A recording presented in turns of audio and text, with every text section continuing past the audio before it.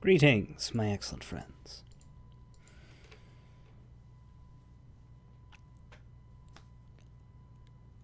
I sat on it for a day or so. I don't think I like the Saravok of that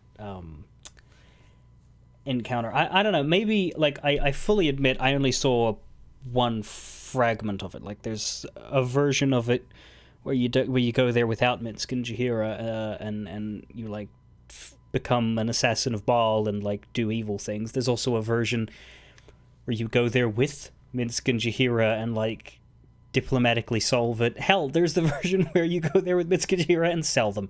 But realistically, it's weird. It's weird because what is he doing there? Why is he happy there? Well, not happy, but what? I think that the problem is mostly from the fact that he's a living flesh and blood being. Like having the five from Throne of Baal present as these echo ghosts is cool, right? If Saravok was an echo ghost, that would make perfect sense. Be like, hey, the legendary figures from the Baal cult of old are that which judge you, bringing to bear all that they were, even though they are gone and are no longer active in the world. You have to face them to prove that you're gonna be like them and do what they did. Or better yet, best them, because they all got fucking beaten. But because it's the real Saravok, it's like, what are you doing there, buddy? Why are you happy to be sitting here judging new murderers when you used to run this city? At least you got pretty damn close. You were the one with the doppelganger army infiltrating the highest forms of power. You know? You were the one who nearly got Archduke. So why are you letting Auron be in charge now? Why are you just sitting there doing nothing at all?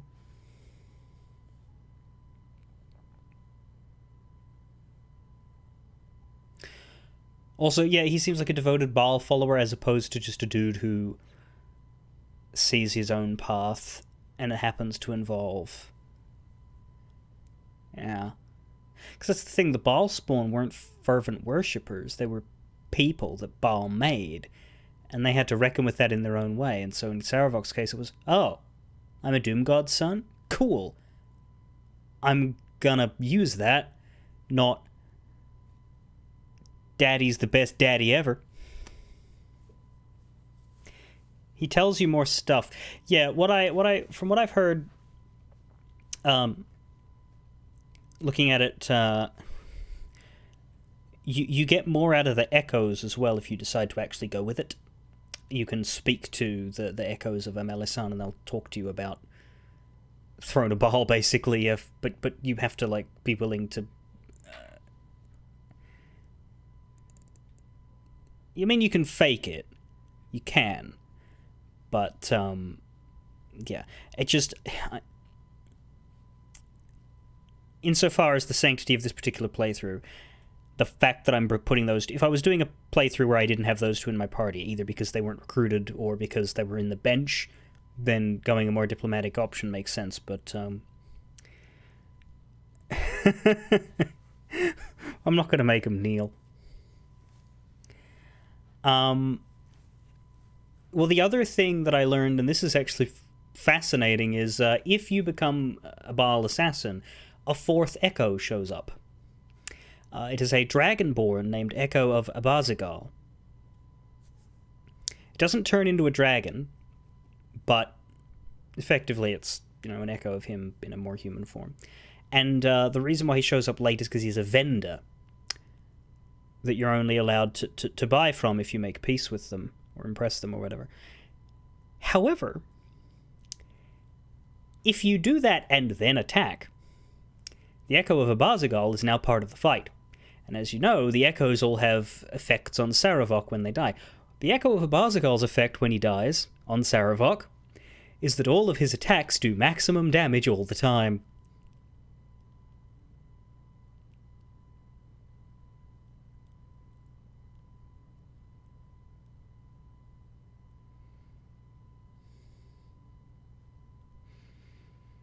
So, Don't let that happen, huh?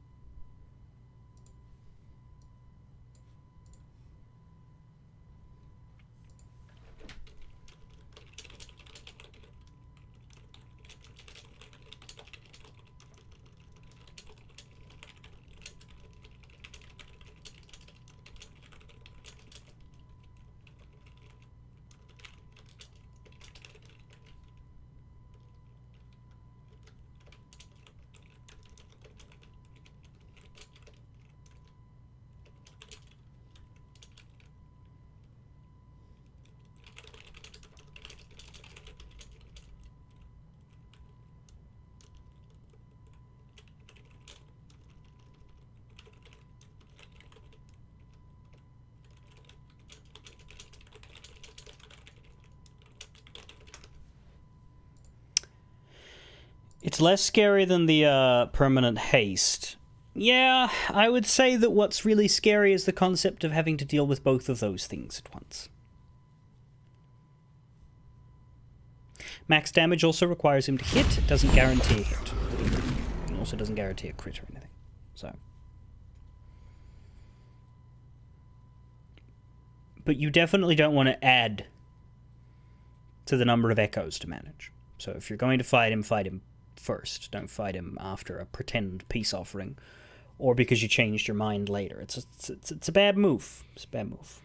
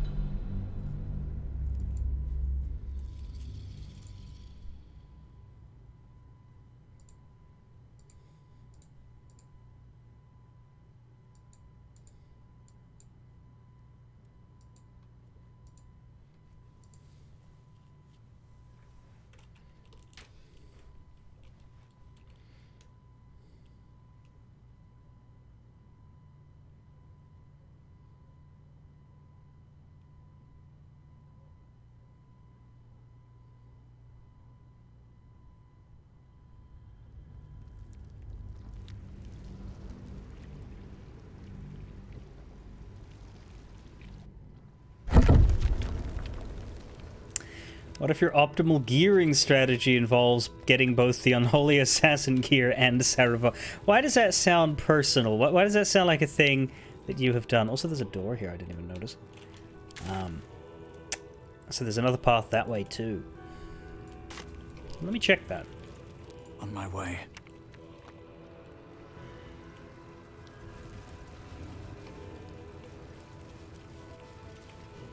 Not done it yet. I mean, yeah, you can work with it. So long as you know how to, you know... not. You just wouldn't kill a Barzagal or Sendai until after you've gotten Saravok dead. Anyway, here's a Barlist crypt. It looks like a prison. What's inside?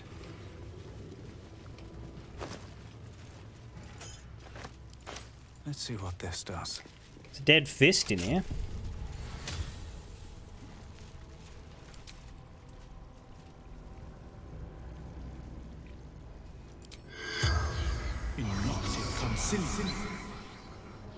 The corpse does not.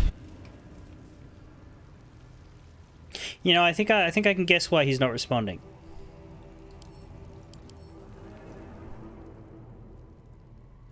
You ready?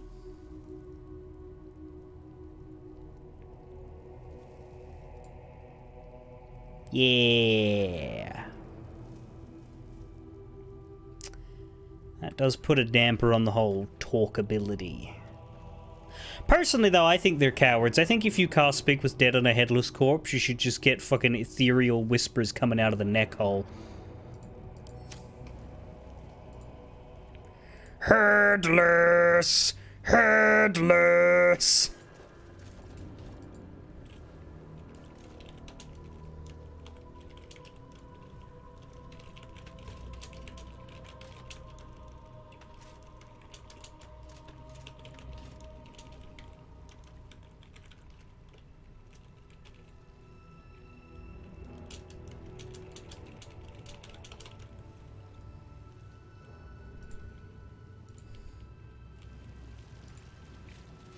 Just get ghost gurgling. There's nothing in here. Dinner planning. Oh no? The bodies of our lambs must be nourished. An exclusive deal has been made with the runner of a mass grave corpse yard in the Merrig peatlands. Preserved bog body will be added from now on as a side to every meal for the faithful. If the prisoners don't like it, they can starve. Is this a cell or a kitchen?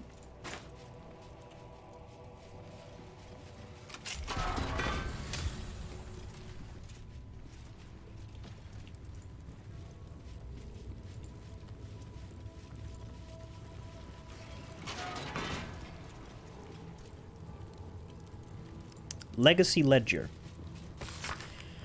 Herein are logged the blood requisitions, the corpse wealth of our sacrifices taken from their dead hands.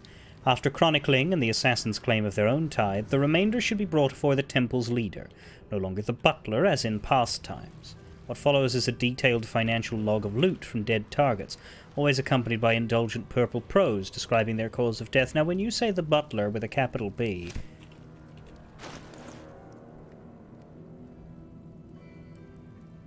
I think I might be wearing his hat.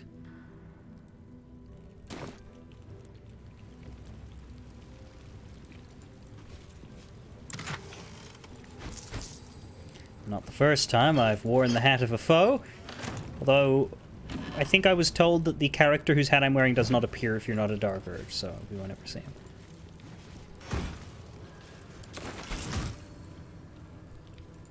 Shame.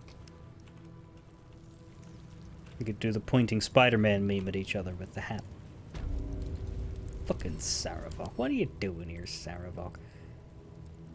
I do like that they've kept the helmet as part of his character model, so even though we've taken it, it's still in his head.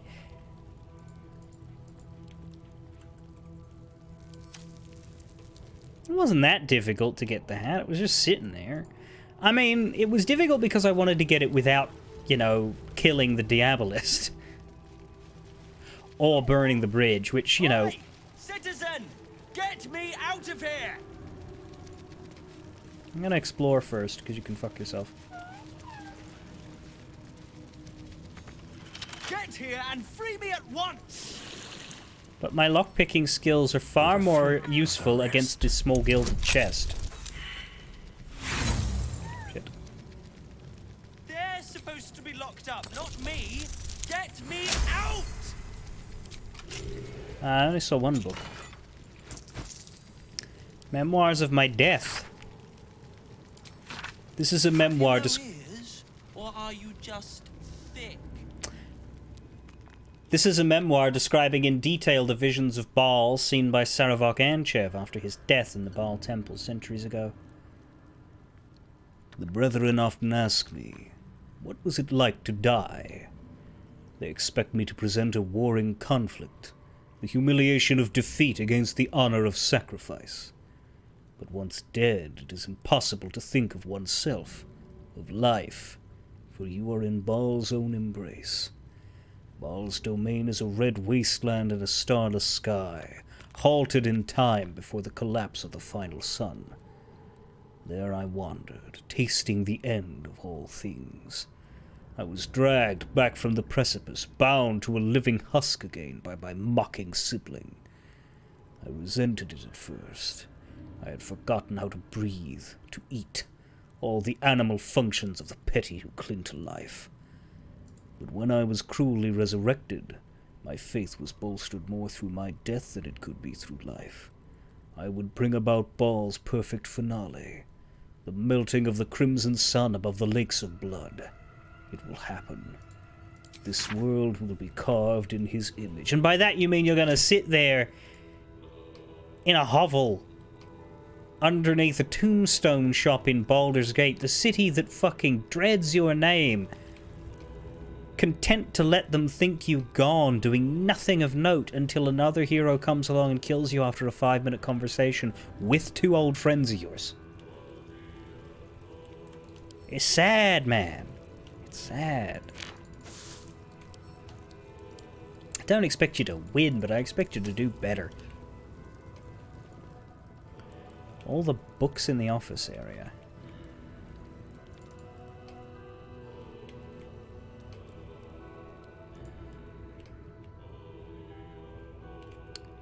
I guess there's bookshelves. I didn't see them as lit up and clickable. No, they're not. There's like cloth and stuff. Wooden desk, maybe.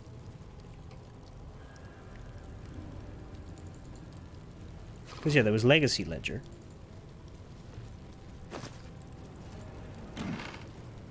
A page from Sarevok's book. The blood of Baal must never be wasted, only multiplied. I knew it from the moment of her birth and every day thereafter. I watched the babe become a woman. Helena, my shape-shifting beauty, my daughter, and Baal's waiting womb. In her I planted my lord's seed, and thus did we beget the blood lamb Orin, the child of my child, and Baal's sacrifice in waiting. I did not know that it would be Orin that Baal favored, not Helena, but it matters not. Orin would help to bring forth a new birth in Baal's name, a world baptized in blood. So he's her dad.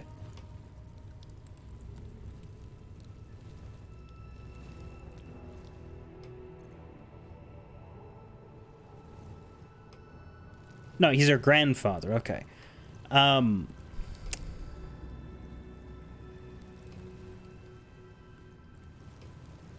What?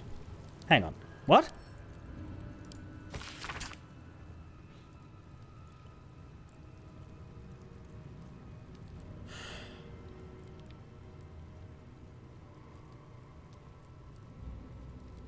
I was too focused on the voice acting to actually read it. Oh, God.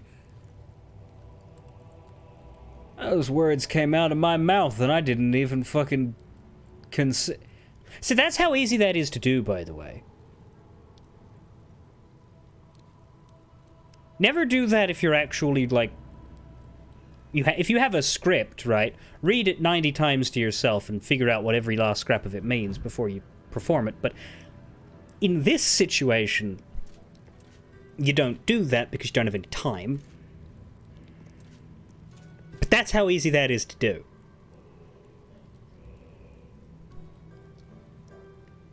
God.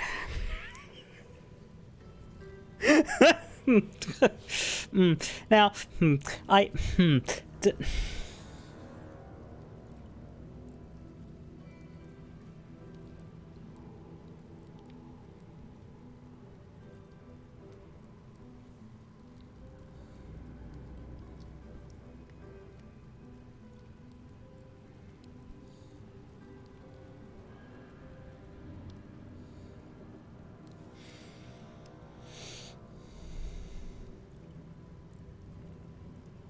your afternoon streamer tends to be very wary of picking games that would make her read regrettable things. I mean, I don't...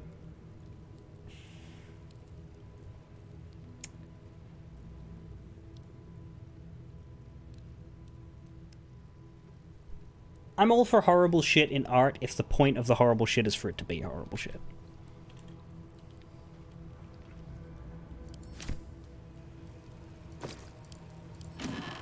And I'll bring to life any unvoiced text that needs to be. So long as something doesn't have, like, an actual stain on it, like, hey, the person who wrote this...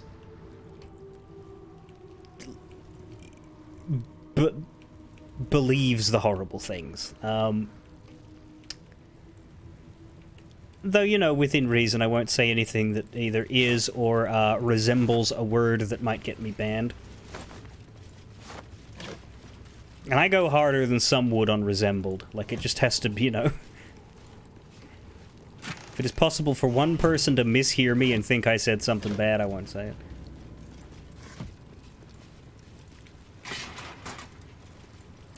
I wasn't expecting them to to go straight there with Saravok, though. Like, he was always a bastard, but, like, that's just icky.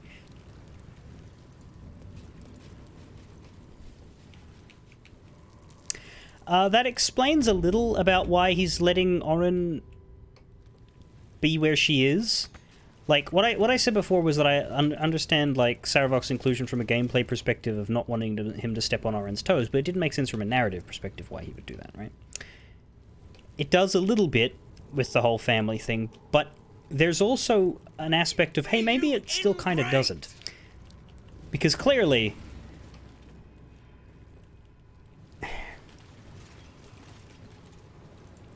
he's not a loving parent.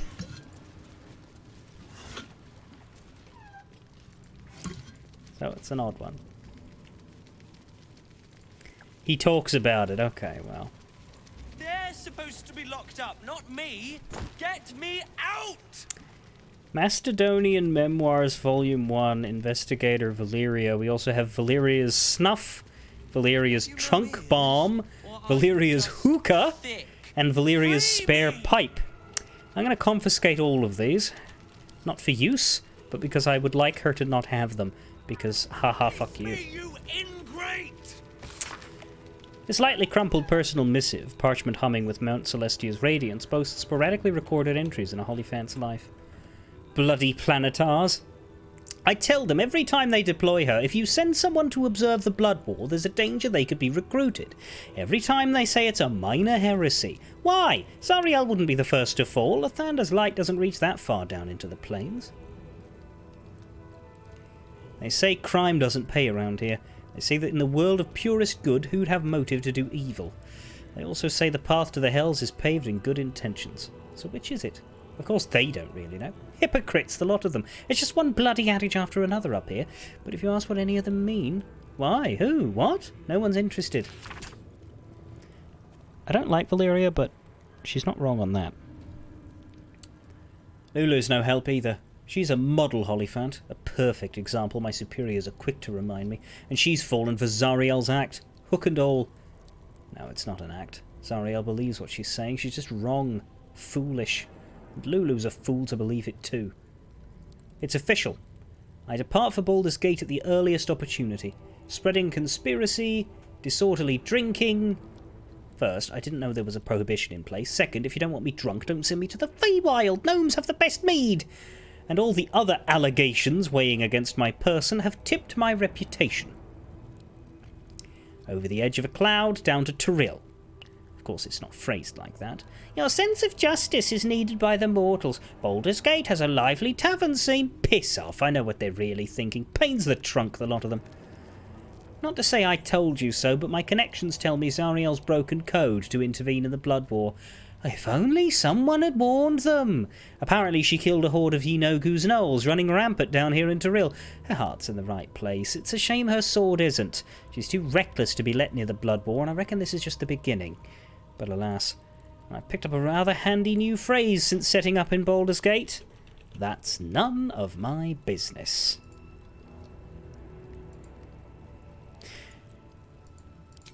So this is from before Zariel went evil? Or rather, as she was becoming evil?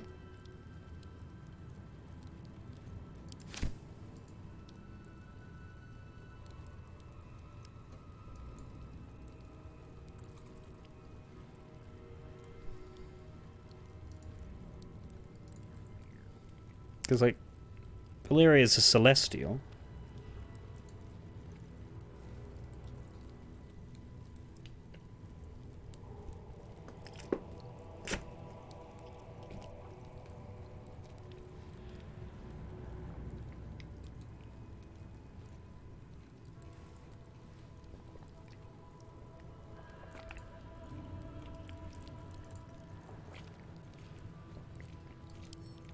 Don't think too hard about the timing.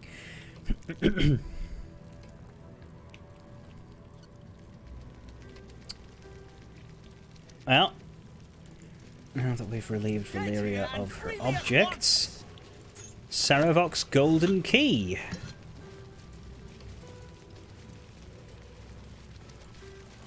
Let's talk to her before we release the chains. Supposed to be locked up, not citizen! Thank the gods you're here. Oh, now you're My nice. wrinkles are starting to chafe. As an officer of the law, I demand you free me at once. You! Free me at once! You! Free me at once! Do you have any, like, combat capability at all? You got 52 health. But no, not really. Have you no ears? Or are you just thick? Oh, we don't have the key to the chains. Fine. Release! Thanks for freeing me so quickly. No idea what those Barlist Burks had planned with me, but those chains were starting to chafe. Though I do wish you'd figured this all out before Burks. I put the blame for Father Logan's murder on that poor refugee. Well, at least it's over now. I like the term Burke because of its etymology.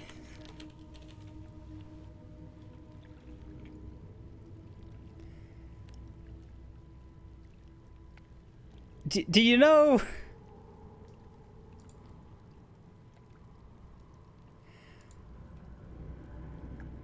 where they got Burke from? If you don't look it up and then pretend you do. If someone knows it, great, but it's a British term. Call someone a Burke. It's not because it rhymes with jerk. It's B-E-R-K. Right, so we don't really do it over here. I don't have a lot of familiarity with it, but it's a rhyming slang concept. If you've ever seen Ocean's 11, Don Cheadle plays a Cockney guy, and his accent's awful, but anyway.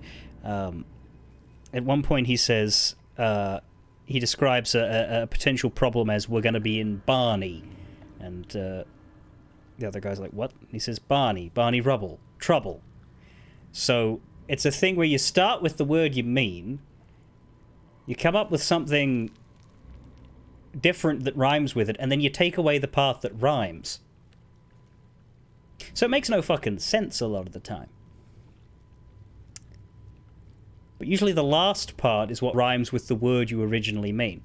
So Burke is short for Berkeley Hunt. So what are they really calling him?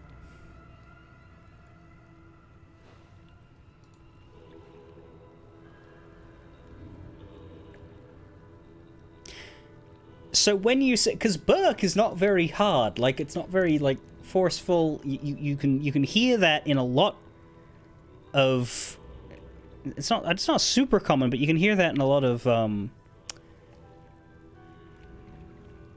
shit with British characters. Crops up from time to time. And ever since I learned that about it, it's a lot funnier. How did you end up here? After our chat at Charessa's Caress, I thought it best to polish off the bottle I'd started. I started coming over all woozy. My joints stiffened up quicker than a brothel browser's loins. Paralyzed. My vision went black. When I woke up, I was in chains. Overall, a terrible ordeal. One deserving of a drink. I bid you good day, but it's been royally shite all round. I have heard of Burke the Grave Robber, yeah. Wasn't there a, didn't he have a partner?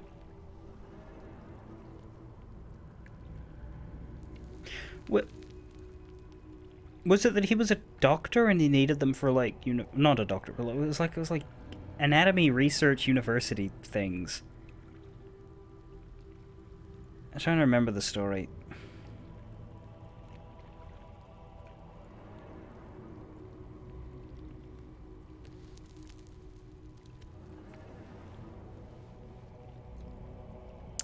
you sure we're finished? You might not be finished. I am. It's plain to see that I'm well out of my depth here. But you...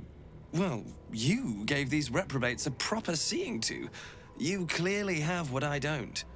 Courage, insight, heroism. The city needs you. I overheard these pigs talking. There's a Baal temple deep within the old Undercity that the cult is using. A century ago, it was destroyed by a group of heroic sorts. Let's hope history repeats itself, eh? Mind who you call history, Holyphant. The wrinkled orb is correct. Boo remembers the stench of the temple still. Very good. Now, let's talk and find that temple. This place is foul as piss. I'm out of here. God. Folk hero, end of the tribunal. Good shit.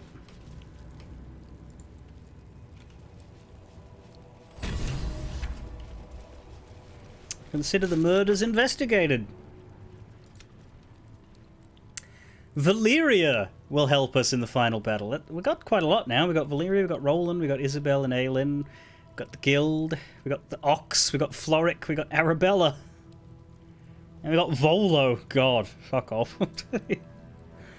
And now, yeah, now we can go on to confront Orin in the Undercity when we want to. But I think I do want to take a detour for the House of Grief first to keep up with the theming of old friends. But before that, we need a fucking nap.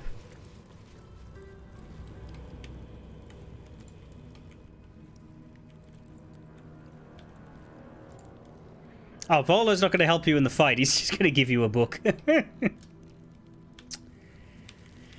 Right. And then, God, this is going to be weird. We're going to have to tell Karlak to take a break for a bit. Don't like that. Never done that. Not since we got her. I don't think we've ever had her out of the party.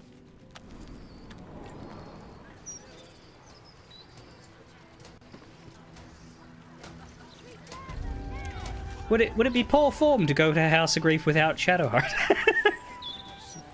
Yeah, I don't know that would actually work. I mean, I'm sure you can if you don't have her, like if she's dead or something, but you wouldn't have a quest there. She loves it when people complain. Even better when she gets to shut them up. Let's go to sleep. First, does anybody have anything to say to me about what just happened? You will grow to like Jaheira's incense in time. Oh, wait, did you have anything about Servok? What is it, my friend? Maybe behind a little more about you? Minsk is an open book with many pretty pictures.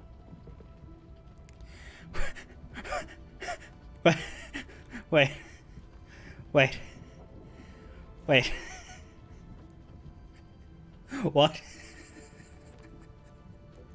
What?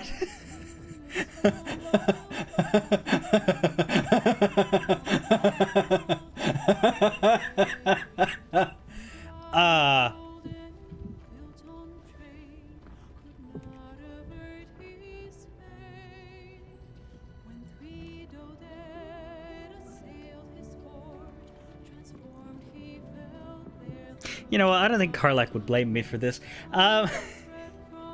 We haven't known each other long, but I think I would like to be more than friends. My friend, you saved my oldest and best and oldest friend from the Shadowlands. You pulled Minsk from the Absolute's hateful hands and delivered him back into those of his hamster. You chased after me time and again and saved me when you did not even know me. We are already more than friends. We are the best of friends. Comrades in arms. Companions in common cause. This is what you mean?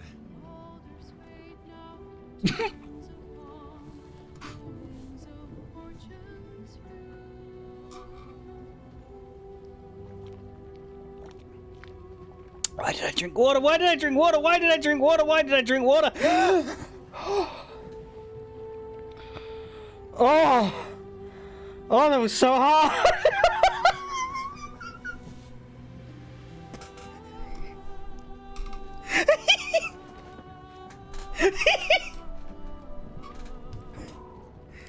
Does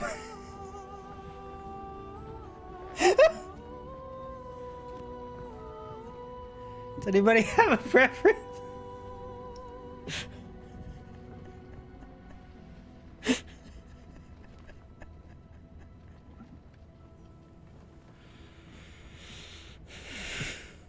God, you really don't, huh?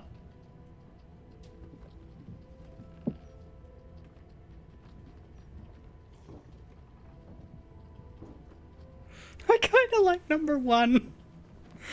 It's impossible for him to interpret that any other way.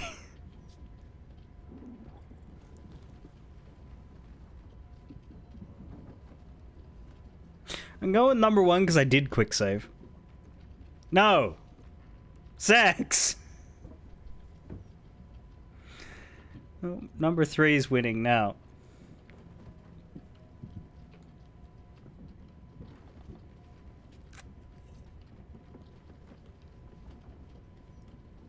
So yeah, I reckon he probably will. Let's find out. Ah, you dart from one thing to another like Boo when he has supped on sugar. But I am glad you have raised the matter, for it has much been on the mind of Minsk also. No sex is an excellent idea. Minsk is not the den mother to deny his campmates their under-the-blankets business. But rest is important, and all our sweaty strength might be best directed at the cult. Or, at the very least, taken far outside of my hamster's hearing. I will say no more on the matter.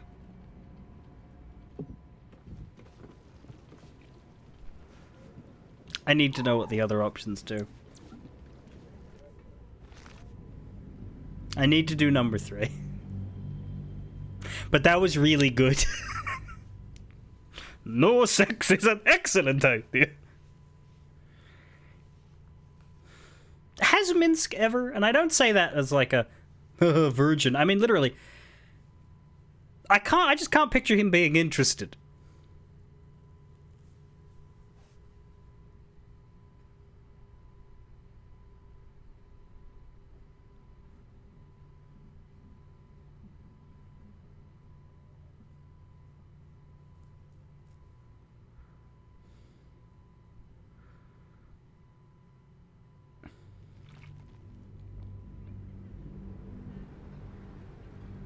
Minsk is an open book, with many pretty pictures. We are the best. Let's go with three. I refuse to believe that you are this dumb. Oh, do you see? This is the manner of compliment that only good friends pay to one another. As thanks, Minsk shall take first watch when we sleep this night. Rest well, my friend. And if Minsk may be so bold, none of this funny under-the-covers business with any of our fellows. We must save our sweaty strength for the absolute, eh?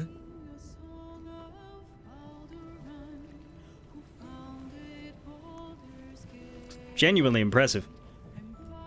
Make sure you are refreshed before we set out again, friend. The road to justice is paved with kicked buttocks. Minsk is an open Although, book. the fact that I'm Many about to pretty kick Karlak pictures. out of the party for the first time since meeting her, right after he says that. What's with the hamster? Well, Boo, explain yourself. Clear enough?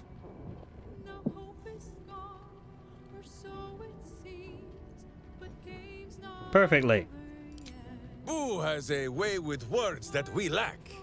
All that space in the cheeks, I am thinking.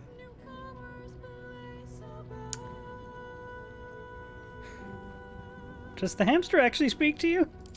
There is nothing jestful in the bond between a ranger and his companion. Before Boo, I was a typical berserker of Rashomon. Duty-bound and full of my own seriousness. The problem with one so gazing of their navel, however, they are easily ambushed. Brigands split my skull like a sodden wineskin. It was as I recovered that Boo first appeared. He told me that I had felt the great poking finger of justice, marking Minsk as its champion and Boo as my guide. As for the headache, well, Justice cannot always afford to be gentle. You lost your mind and gained a rat. Understood. Ha! The way you tell the tale, it sounds almost silly. Now, shall we away? My boots crave the crunch of unvirtuous nethers.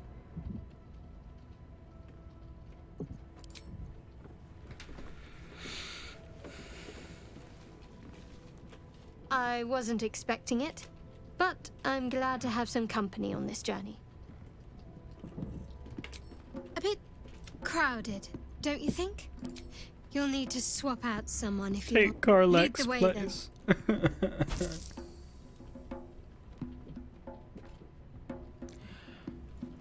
Oh.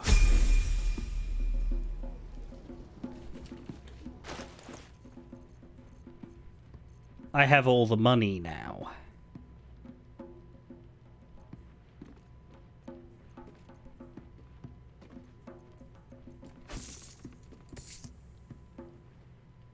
Sword at my side and hamster at hand.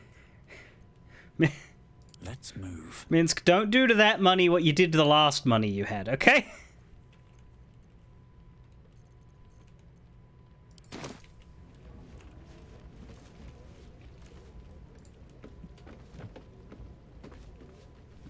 The cub speaks. I think we already asked her this. Nothing so grand. He was just another broken little ballspawn. There was a time when he might have made more of himself, but he slunk back into his father's shadow instead. Ask it. It was Baal alone we faced in our time. And, bad as that was, he had no elder... Help won't... There. Have I fulfilled my role as your wise and wizened elder? That was weird. Please, you're only one of those things. Don't tell me which. Against all life experience, I will... The cub speaks. Ask it. It must have gone into this. I don't know why we can ask her about Saravok on repeat. You wish to consult me? Let's talk. Yeah, nobody has thoughts on the murder tribunal. And you're right, let's get rid of the bag of hands.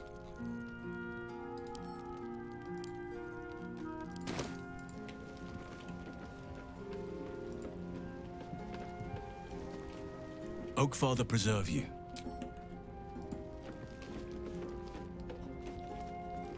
Well, alright.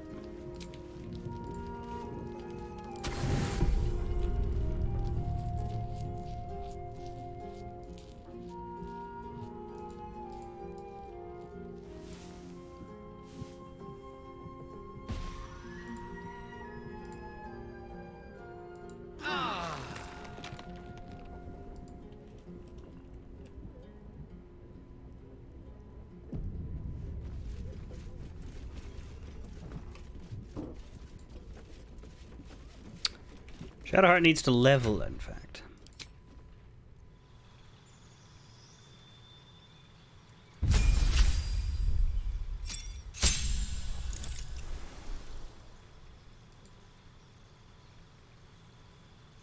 Her wisdom is already 20. We can give her alert.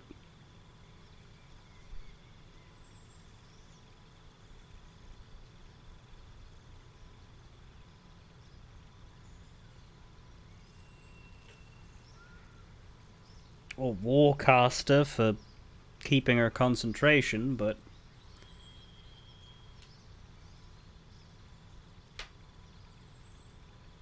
we're not gonna be using her for more than like one fight, I imagine.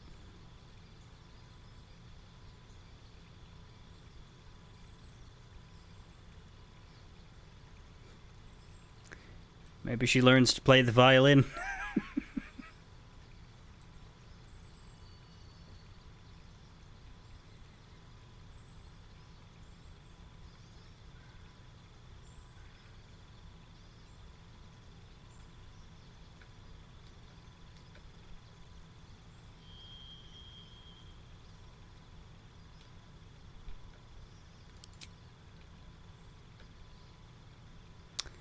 Incoming damage from non-magical attacks. Just non-magical. Are we likely to get hit by non-magical right now?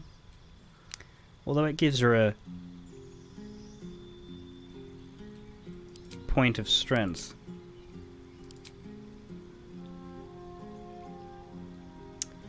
I'll go with alert because strength won't do anything for her.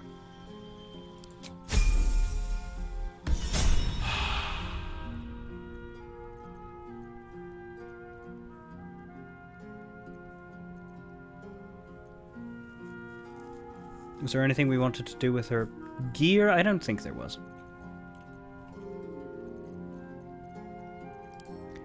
Let's take a look at her spells.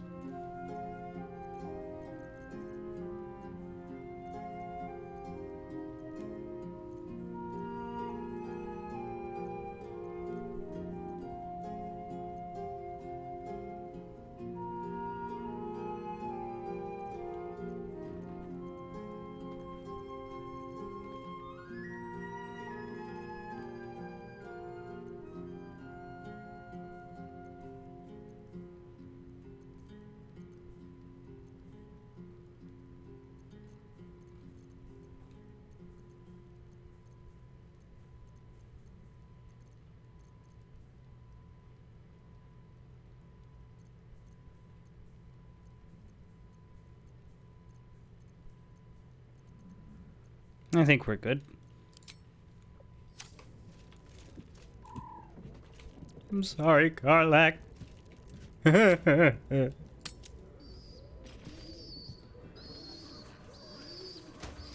could pay half now and half tomorrow. 2/3 even. All right. What now? Now is you're gonna be making stuff. First of all, grab that thing. If you can't afford it, And where is it? stop wasting my time. There it is. Water mermy.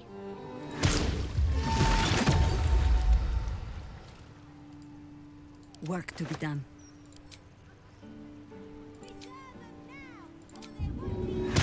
Regular water.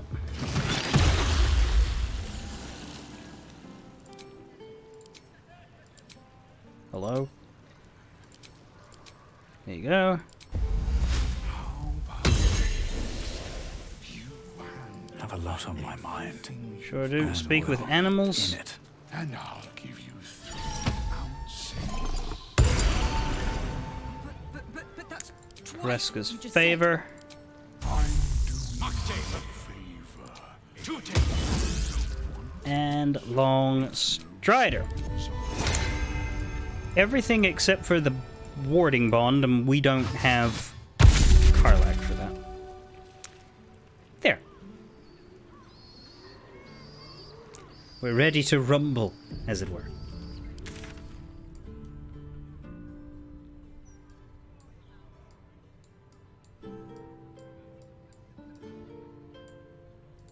Atten-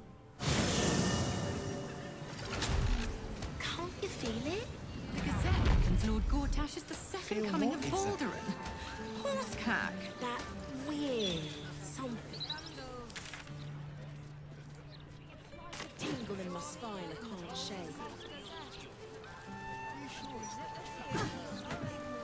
You will be once order is restored. The only moment you're living in. Now, there was a guy out the front here who we talked to before, without Shadowheart, who, couldn't remember what he was doing there, and it turned out his wife had died and he'd come here to forget about it. Let's see what Shadowheart, whether she changes this conversation at all. First of all, this one. Odd, isn't it? Oh, my parents never sang me lullabies, yet I've got one wormed in my mind. Clear as day.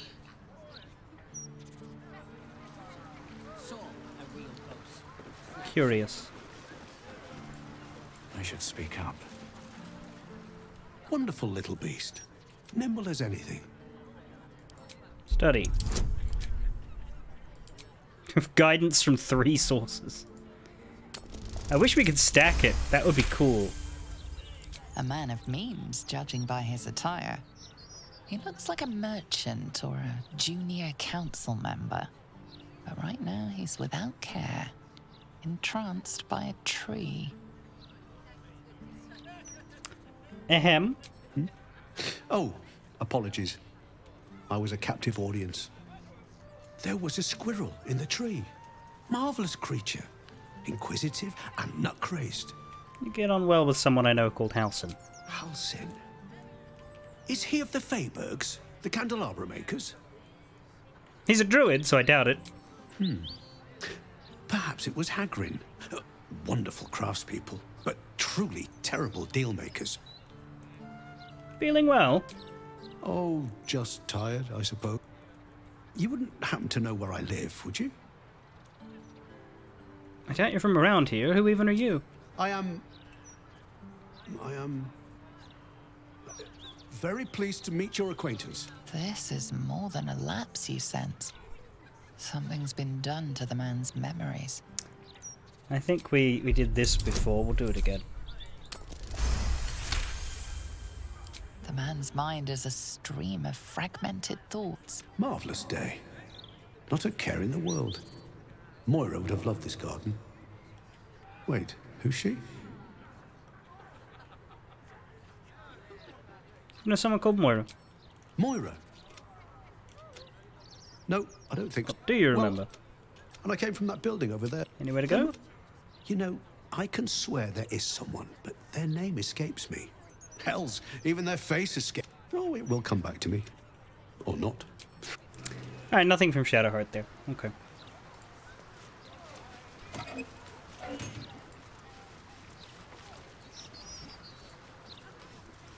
What's hiding here? Grief Guard Afara?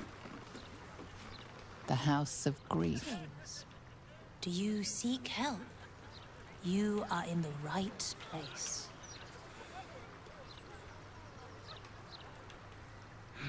Uh-huh. Sure. I believe you.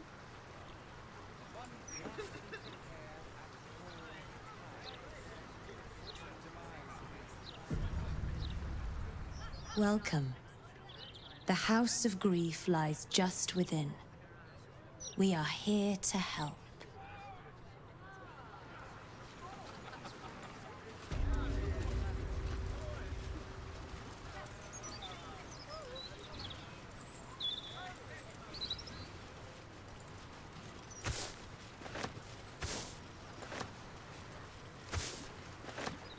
Never heard of these.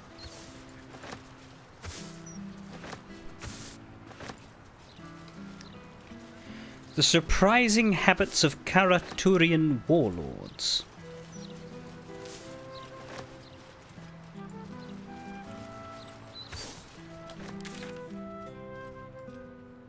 And there, with the exception of the foundry area, we got the whole map open now.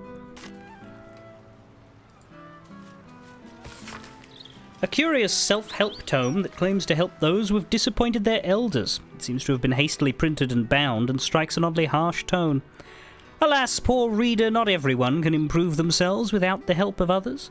Some need the instruction of an elder, a steadying, authoritative hand that can mete out guidance and discipline in equal measure. Honor your elders, dear reader.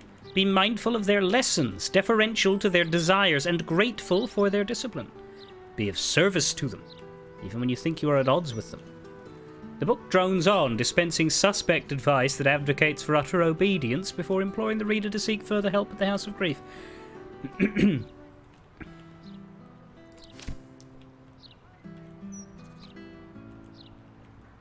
Always regard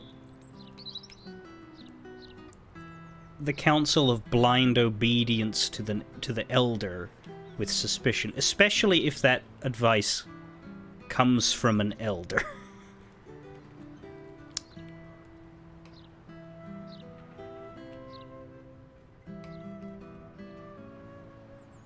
Experience and expertise can earn you the right to be listened to, but mere age doesn't. Right? Like, yes, the two are likely to accompany one another because experience takes time and time ages you. But correlation and causation, not the same thing. You can waste a lot of time in your life and learn absolutely nothing. Or you can focus real hard and get a good amount of experience and expertise in something without actually being that old. Either way, the age is not the factor that denotes whether you should be the authority in the situation.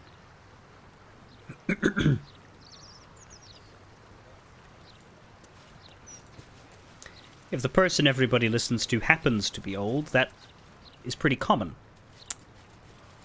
But you want to hope they've earned it another way.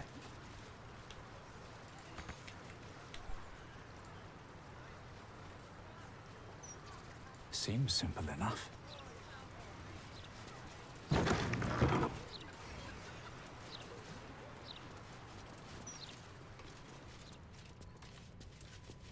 The House of Grief welcomes you and stands ready to ease your troubles. Does it? Grief Guard Wilbur.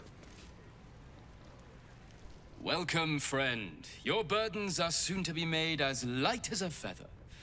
Trust me. I'm gonna call you Bargain Bin Gale.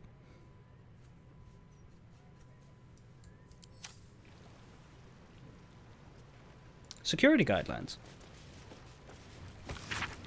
From the quill of the Mother Superior. Lady Shar's sacred halls must be defended at all costs. Ensure that all who are assigned to guard duty or service in the House of Grief are aware of correct protocol. 1. Secrecy is our first and best defense. The House of Grief is more than a facade, it is a shield. It's not a good facade if the truth is written on a book 3 steps in front of the entrance. Maintain it as if your life depends on it. For it does. 2. The hidden passage leading downwards must remain sealed, unless indicated otherwise on my authority. 3. Should foes penetrate the lower levels, the main hall before the Chamber of Loss shall be our final redoubt. 4. If all else fails, destroy anything that may be of use to Lady Shar's foes. Preserve her secrets. 5. Do not allow yourself to be captured. Take poison, fall on your blade, swallow your tongue. Do not betray the Dark Lady. Healthy proceeds. Where fear plants a crop, faith reaps a harvest. A self-help volume purporting to help those prone to deceit and insincerity. Let us speak plainly, dear reader. You may believe deception to be an art form, one that benefits you more than it harms you. But this is the worst lie of all. The self-deception that shall one day be your ruin. But how can you break the cycle? It can prove difficult to speak the truth when lies come so easily. Instead, perhaps, do not speak at all. If you cannot be honest, then at least you can be silent. The book continues on at great length, suggesting treatments pioneered by the House of Grief may help should self-improvement fail. Well, that's fucking hypocritical. From the Sharons. Cloister budget. Why is your budget out here in public view? A detailed budget breaks down the cloister's income and expenditure. In one column are listed items such as donations, book sales, and profits from sale of memories. The next column includes supplies, bribes and informer fees, poisons and rare substances, and more. Next to one paltry offering in the income column, an angry note has been added in an elegant script. Unacceptable. The Dark Lady's church cannot thrive on crumbs. Do better or be replaced. V.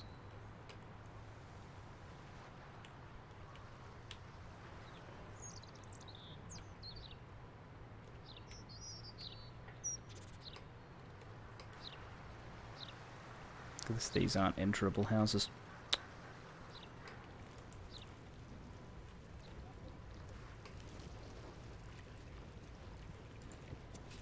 Client list. Oloric Whitmirth, melancholy heart, paid in full and referred for unburdening. Elvia Sunbury, craven heart, paid in full and then backed out, partial refund. Ludric Cromps, jealous heart, paid in full and then referred for unburdening. Jackrell Iron Thumbs, prying heart, paid in full, had an adverse reaction to the mapping of the heart and fled, no refund. Marco Crean, possible false name. Curious sort, not local, by accent, black hair, pale complexion, prying heart, paid in full with unknown gold currency and was referred for unburdening, but fled. Note, Mother V has ordered we seek out this Marco Crean if possible. During his mapping, she detected thoughts and memories of strange lands and unfamiliar people.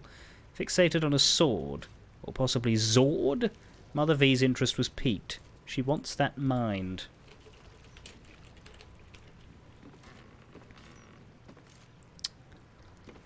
I think this is a Divinity Original Sin reference.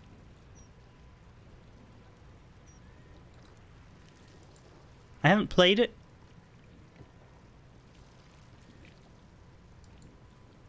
But it just gives me that essence. Because I know there was another reference earlier in the game as well.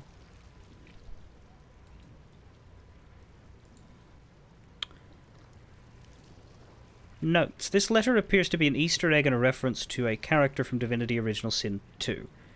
The name Marco Crean is an anagram of necromancer, which is the character's occupation. yeah, there you go. Oh, there's Guan saying it as well. Update, the trail has gone cold. It's as if he's vanished entirely. Cleona Frostley, Violent Heart, paid in full and referred for unburdening. Arvis Silvermount, that's the man outside. Melancholy Heart, paid in full and referred for unburdening. What was the name of the lady on the bridge? Lug. Don't know. Didn't see a lug in that list.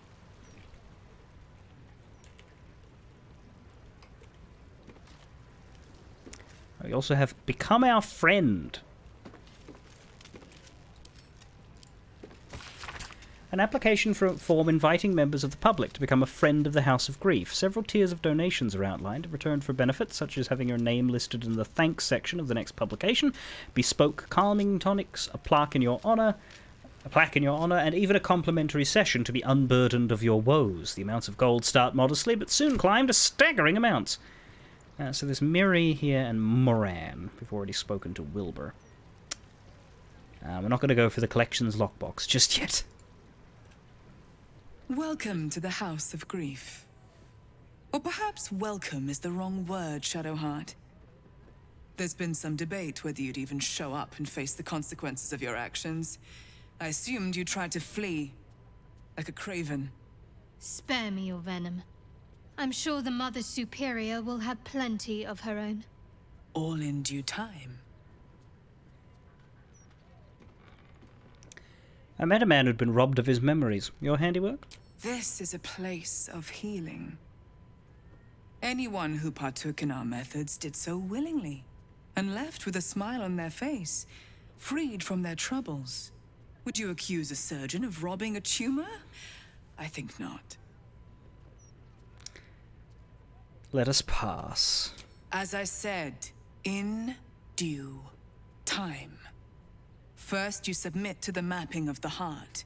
Only then can we know what is to be done with you. The what? This is the House of Grief. We strive to help those whose hearts have grown heavy. Be it with anger, melancholy, grief, or treachery.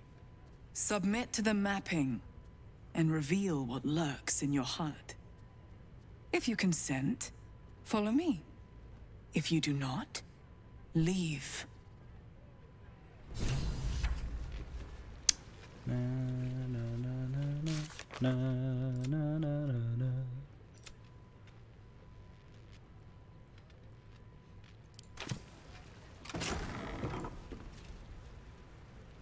Almost pleasant traveling with company. If you ignore all the... Fine. What's on your mind? Don't want to talk about where we are and what we're doing? Okay then. Moran, what about you? You may enter. Thanks. Why is your beard a different color from your head? Whatever, let's go get mapped. Why did she enter and then leave?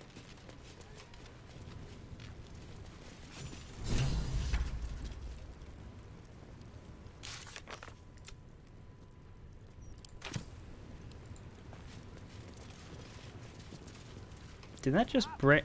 Just needed to stretch my legs. Won't happen again. Did that just break? What happened? Map me already. Please, enter. The mapping of the heart requires utmost privacy. It will begin as soon as you are seated. House of Grief.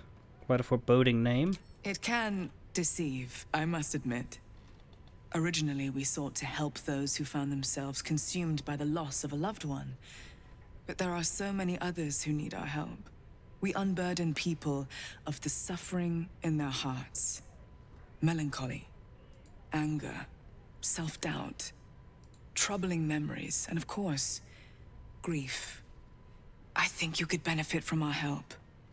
In fact, I think you desperately need our help. I sense turmoil in you, even if you cannot bring yourself to admit it.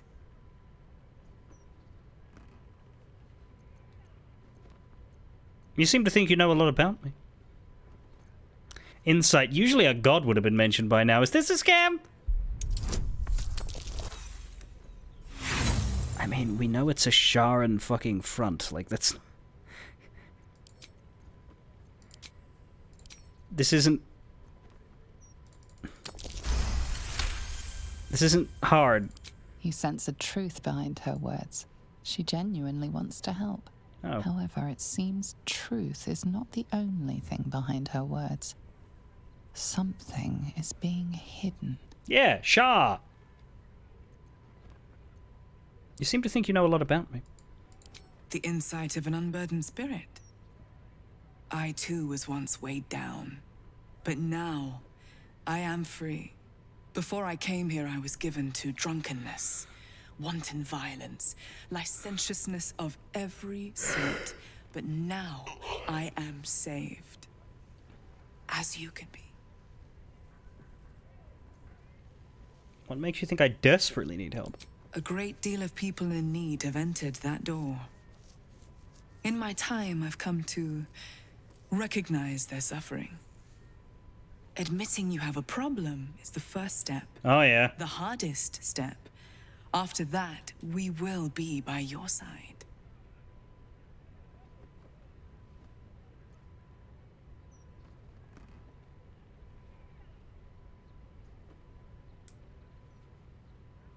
Smells like a scam. I cannot force you. But perhaps you can look inwards and be true to yourself. You may not like what you see when you put yourself under scrutiny. But we can show you how to love yourself. Oh, I don't need a class for that. And I don't think I'd be able to show that on camera.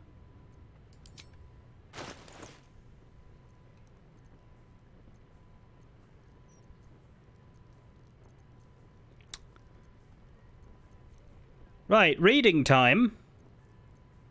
Except that they're all $600!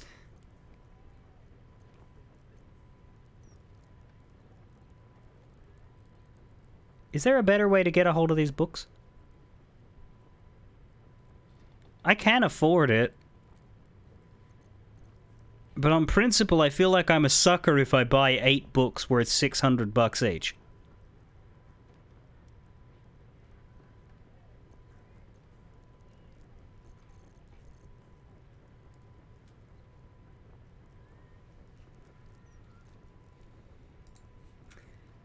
That's a lot for books.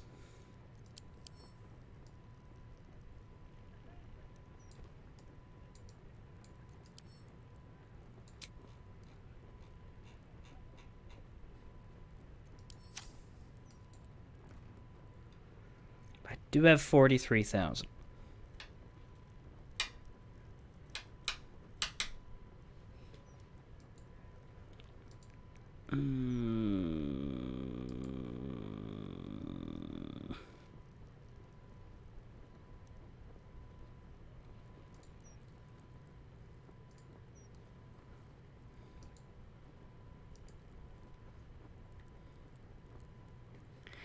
I think as much as it's a waste of money, it's a waste of money I don't need. So I'm actually going to buy them out of laziness.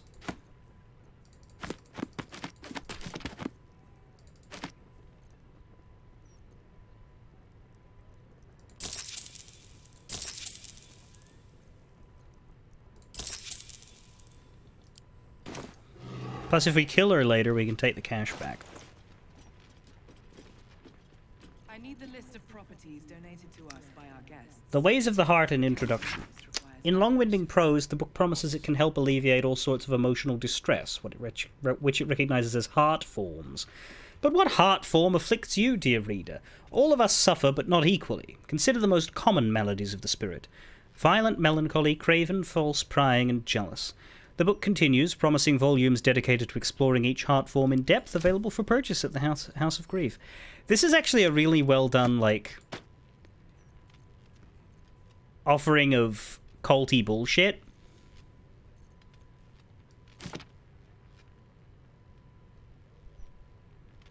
Like, it's well-structured nonsense. There it is. We bought 7. Where's the other one? There.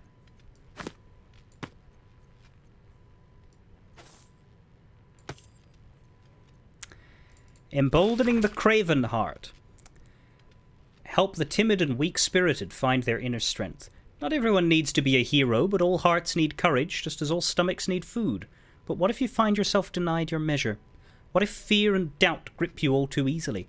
You must stand fast and face your fears resolutely. Let me face my fears. Do not flee or take desperate, futile action. Present your best self to the world, and soon your heart shall believe in it also.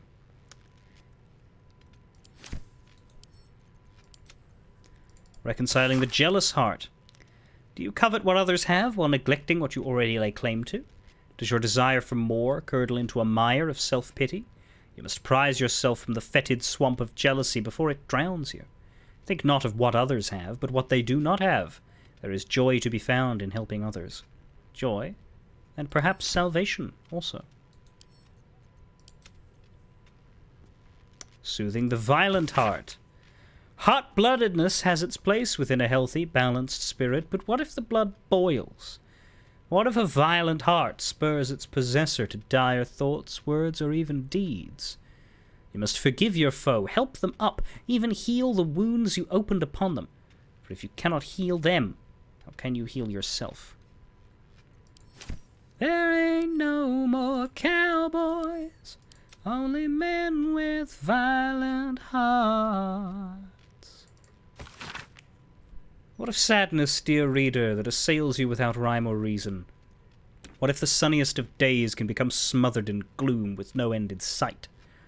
The remedy may seem non-existent, but it is not so. No heart that beats is a stranger to that which gives it joy. You must seek it out however you can. Music can lift moods as easily as flame can melt ice.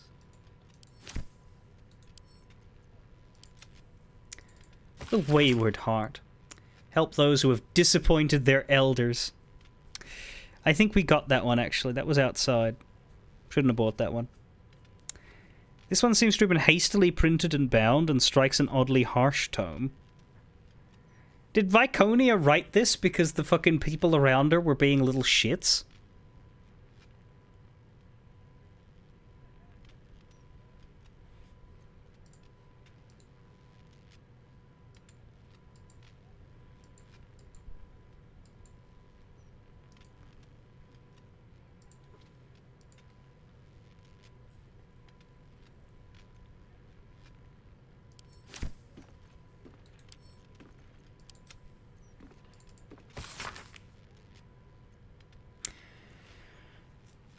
Self-help tone boasting means moving past inclinations toward nosiness and interfering with others. To become involved in the lives of others is a simple fact of life, but what if you become too involved? To vicariously sup upon the joys, sadnesses, and secrets of those around yourself points to a sickening emptiness in the heart. You must fill it with life and feeling of your own, even if it hurts you, even if it poisons you. Otherwise you will remain an empty vessel.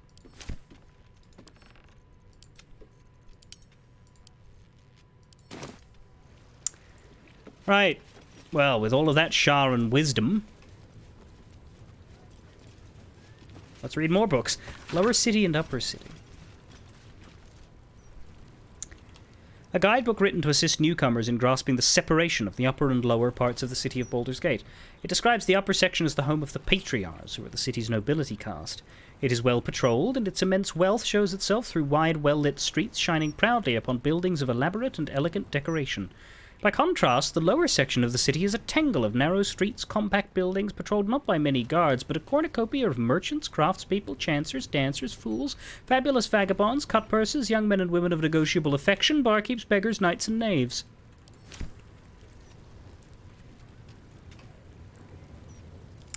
Habits of Patriarchs. A self-help book warning against the dangers of self-pleasure. What a wank.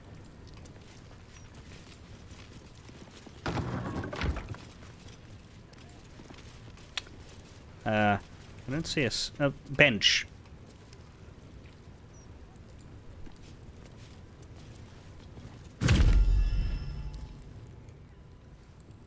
You seek to be unburdened, yes? The mapping of the heart can reveal the way. Yet, there is another here whose need is great. Hey, Vicky. Please. Allow me. I think I'm supposed to do this. Go ahead. Don't you recognize my friends, though?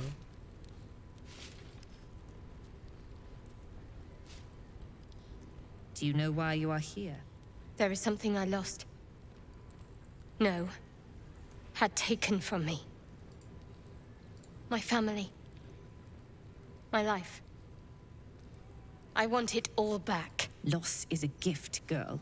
Do you still not understand that? Now give me the true answer. What is your purpose in being here? I mean, it's not the same voice.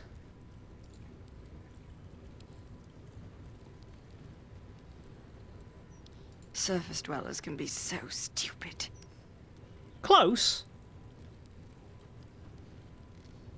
But I don't think any voice actor has reprised the role. Grey Delisle is the original Viconia.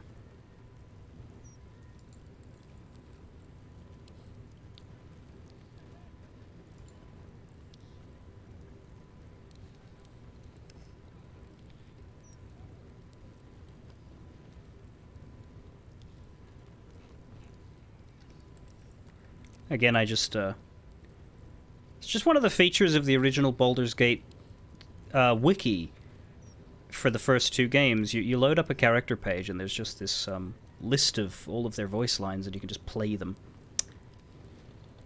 The ones that I remember most from Viconia are this one when you click on her. Jacques. And then her battle cry. Lil Allure! For Shah! That's the second one. I mostly remember the first one. I think she delivers it better in the first one. Where is it?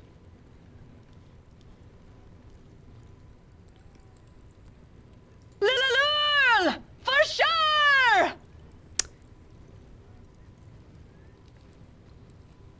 Yeah. I am disappointed by our lack of progress. And there we have her default outlook on life.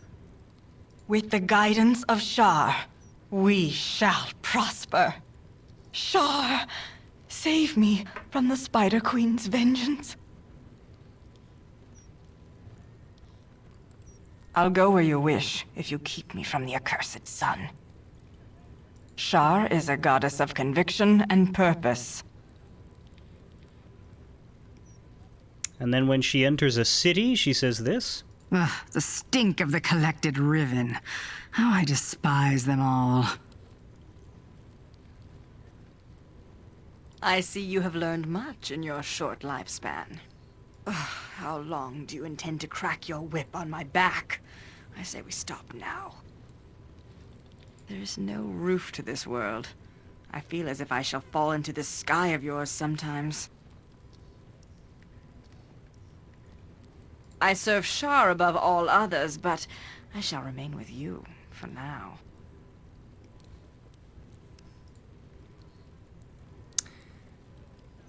Lil'Allure for Shar. Which version? Because, yeah, I think it's one of those cases. It's like the opposite of Minsk, actually, where I think his delivery in the first game is worse. because Minsk has Go for the Eyes, Boo, Go for the Eyes, right? And they re-recorded it for the second game. And so, okay, the written form is Go for the Eyes, Boo, Go for the Eyes, and then it's Rah! Like, A, and then it swaps to capitals, and it goes A, G, H. Like, it's just a yell. It's just Rah! But that's not what Jim Cummings does in the voice line. He makes a weird noise in both games, and they're different noises. In the first game, instead of shouting Rah, he shouts Rask. Go for the eyes, Boo! Go for the eyes! Rask! You can hear that SK really, really, really clearly, and I don't know why he does it. Go for the eyes, Boo! Go for the eyes! Rask! Second game, instead of Rask, he shouts Yal, which is entirely different from Ra. Go for the eyes, Boo! Go for the eyes! Yal! And it gives you the squeak as well.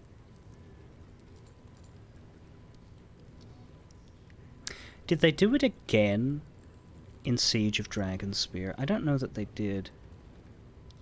Maybe. Let's hear this. Go for the eyes, Boo! Go for the eyes! Roar! So he finally did Ra, and it took him until 2016. It's always written as Ra, but every time they ask him to do that line, he changes his yell. I like that, but nothing beats the Baldur's Gate 2 one. Anyway, back to Viconia.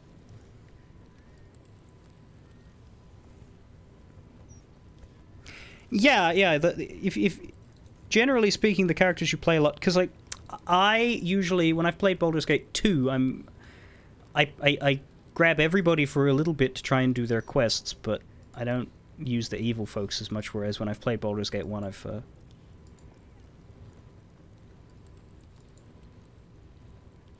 around a bit. I think the Baldur's Gate 1 yell is better because this one's more down to earth. Lil Alul! For Shah! She says it's slower. Did they re-record it for Dragonspear as well? Maybe.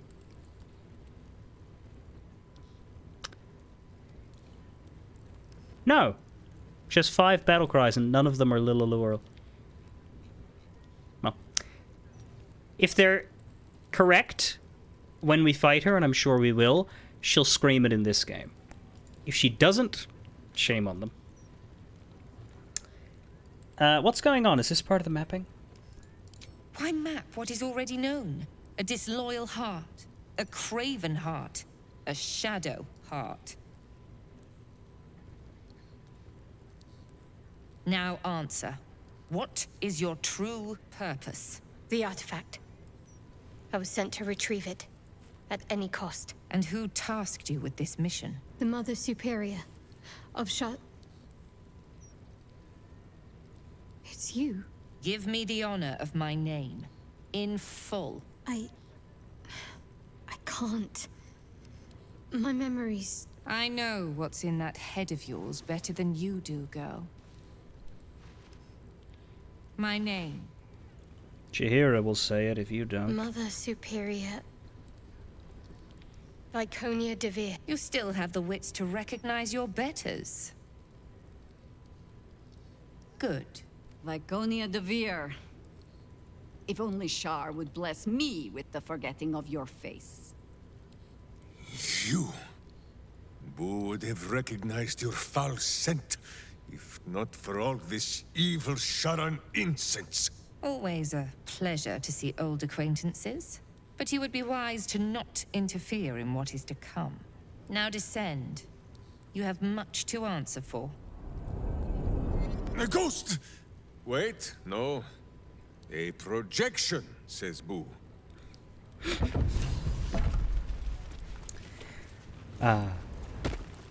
Minsk, what the fuck was that? Stop jumping!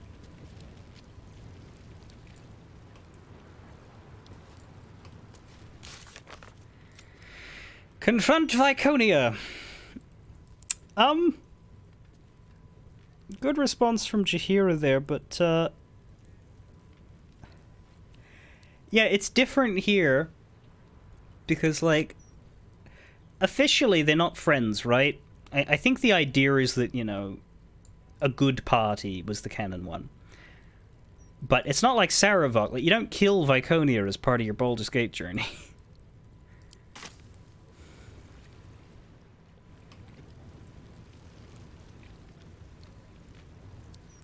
And Jaheira's neutral, not good, so Jaheira can actually coexist at a party with Viconia. I'm pretty sure Minsk can't, not for very long. Although he might be alright with her, it's Edwin that he always, like, would eventually fight with. The cub speaks. Ask it. Nothing about Viconia yet. Why do we stop, my friend? There is evil. I wasn't expecting it, but I'm glad to have some... Wow. Okay, well, let's go down.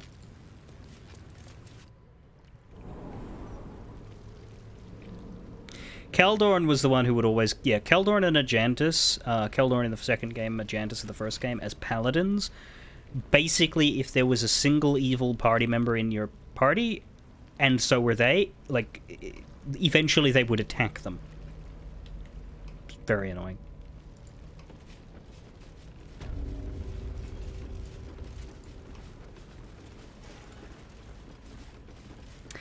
Interestingly enough, Viconia also hard conflicts with one of the DLC, or not DLC, one of the Enhanced Edition's new companions. Like, they actually wrote in, you know what? This guy simply cannot abide Viconia. That would be the Selûnite monk. Can you guess why?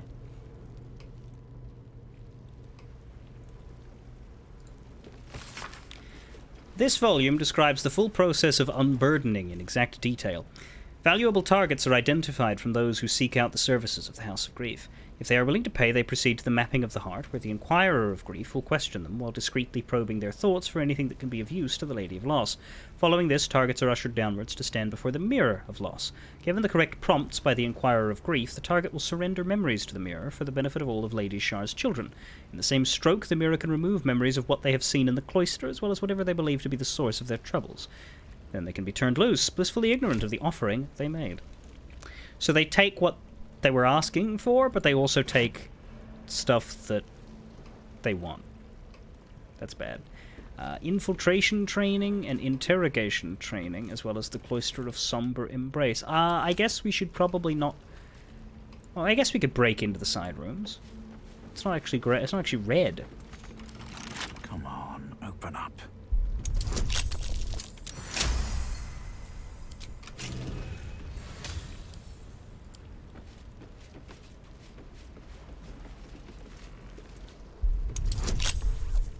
Why is that fucked?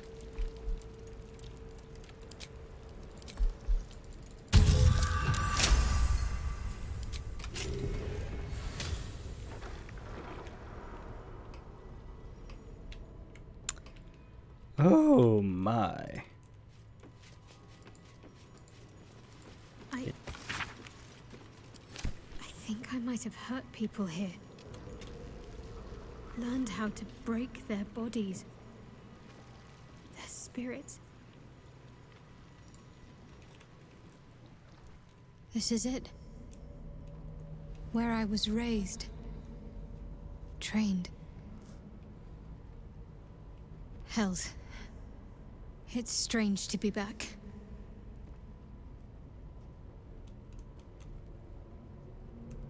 Fine.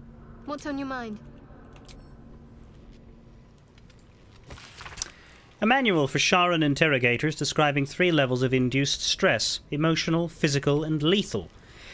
It emphasizes eliciting information over punishment and cautions the interrogator against becoming emotionally involved in the process, either sympathetically or sadistically.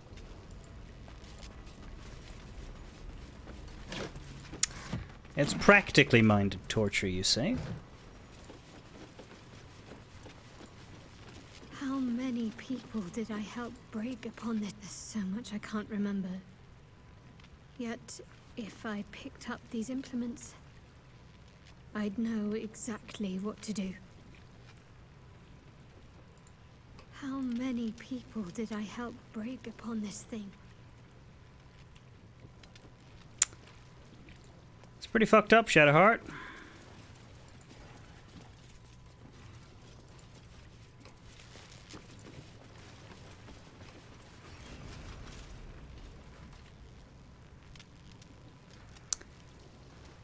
Yeah, torture is not a good method of information extraction.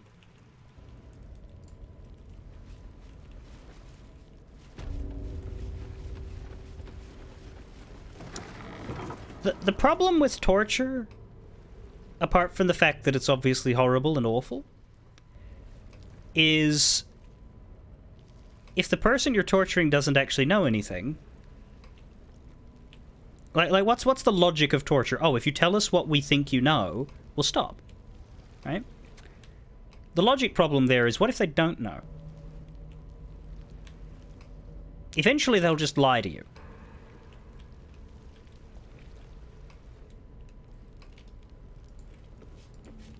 A cunning disguise can serve a warrior of the Dark Lady better than any armor. That's what they always told us. I think this was my favorite part. Putting these on. I suppose that's been my whole life. There is a hat of eminent giggles. What do you get when you cross a fiend with a rogue, a thiefling, nameless comedian, moments before his perhaps timely murder?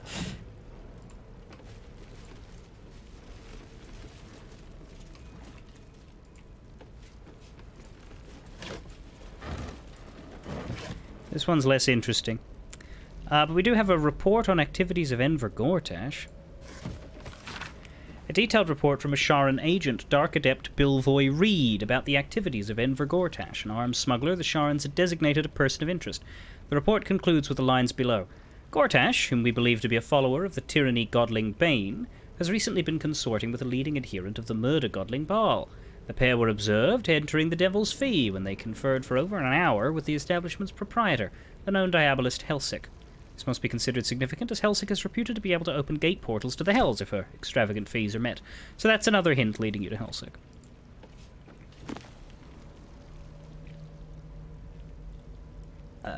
This one is called Book. A roster of 5 infiltrators is written in an elegant hand. Above their names, it is noted that this group have proven themselves to be the most skilled and have the greatest chance of successfully obtaining the artifact, but they remain utterly expendable. Calden Darkwood, Budug Vriss, Kirk Deepcroft, Drina Covley, and Shadowheart. Leader, close combat, lockpicking languages, and healer. Did you know those people, Shadowheart? Yeah, we did. I think we did pretty well in it. It was weeks ago. The pages in this handwritten notebook have been torn out, except for the final page, which was only partially removed. The remaining text reads as follows. Ran agents, in summary, must be trained to deal... Sharan agents. Trained to deal with conventional Illithid and Githyanki traps, locks, levers, and controls, but most importantly, they must be mentally prepared to face extreme situations under alien conditions. Casualties are expected, but that circumstance must not halt the mission. Agents are to be deep imbued to regard mission success as critical, even beyond survival. So this is the mission Shadowheart was sent on. To retrieve the prism. And hey, she got it.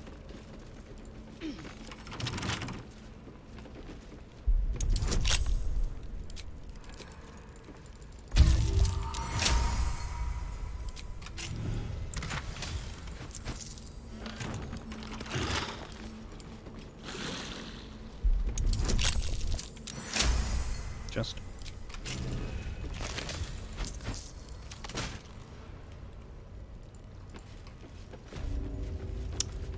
Huh? What is that? Weird stuff on the map, but whatever. And then onward to Viconia's judgment. I might take a break here because I think there's going to be a fight beyond this door, and best to do it after rather than be looking at the clock the whole time. So, I will be back as soon as I can.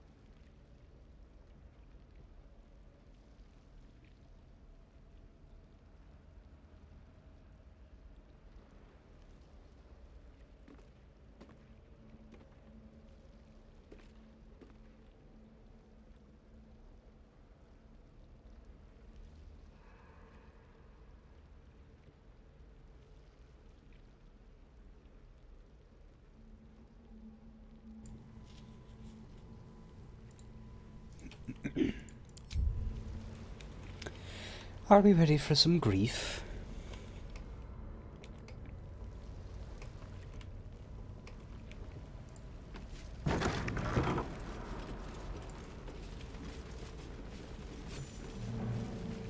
I remember this place now. A whole stolen childhood spent in these halls. The Mother Superior must be close. Soon this will all be over. Soon.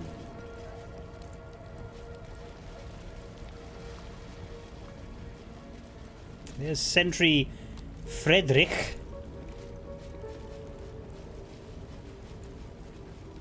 Keep going. Mother Superior will deal with you.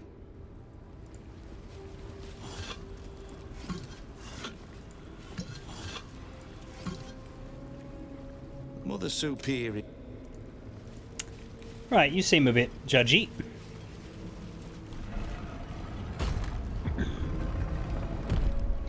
Almost like Shadowheart. Almost pleasant traveling with company. Is not very highly regarded in these parts.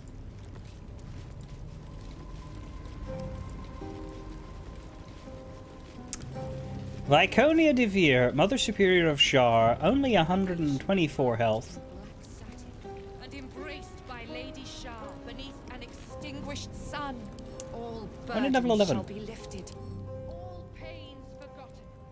We shall be free. She is technically a Lothsworn drow.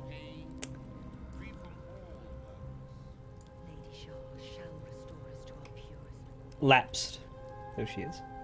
She has Sanctuary on. Radiant Retort, whenever you take radiant damage. Destined to lose it. Candles will gutter. Hearths will burn low. The stars will dim. Shed no tears for such fools. They are unworthy of Lady Shar's truth and doom themselves. I never affiliate with We anyone shall who leave isn't them prepared to drown me in money. The knights Why no longer shall consume lead the us delicious to treat, our sad face? reward. I can't. There can be no reward without loss. No salvation without sacrifice. Lady Shar smiles upon our endeavors. Look. It's all done. Each of you has suffered in your own way and sought out the Night Singer. The gift of loss will soothe all woes, but only for those who deserve it. Assure your place at her side. Serve her to your last breath. Next and time you shall Astarion have or no Minthara are in the fear party, I'll of give them death. some, but There is no fear. they haven't been in the party in a while. The Night Singer. Lady Shar watches our every step. Anyway, what else has she got? Born into Darkness. She's got Nightbringer's Beloved. Every time she uses Channel Divinity, she will heal up to 56 hit points. Whew! Sunlight sensitivity. Yeah, that's a drow, alright. Okay, well, let's, can we talk to the guards? Hendley and Baxter? No farther, or you'll find yourself sporting a new hole in your torso. Right. How about the guards over here? Fidelian Herald and Sentry Imwise. I'm wise? Are you? Don't test me. Back up. Okay, we'll go forward then.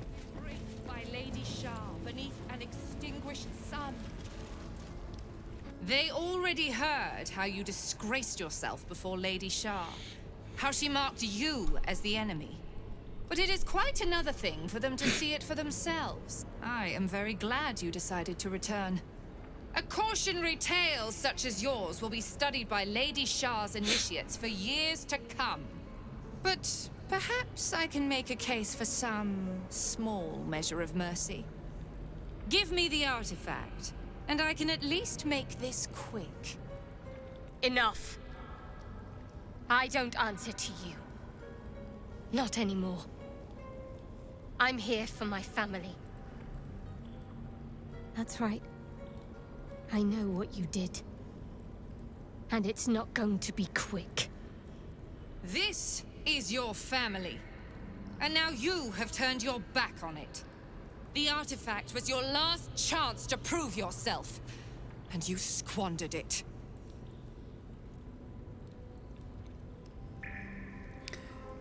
I'm gonna quick save and quick load because I just saw a bit of dialogue get skipped, and I don't know if this will fix it, but I don't want to risk it. Wasn't much. It was her saying this won't be quick for you.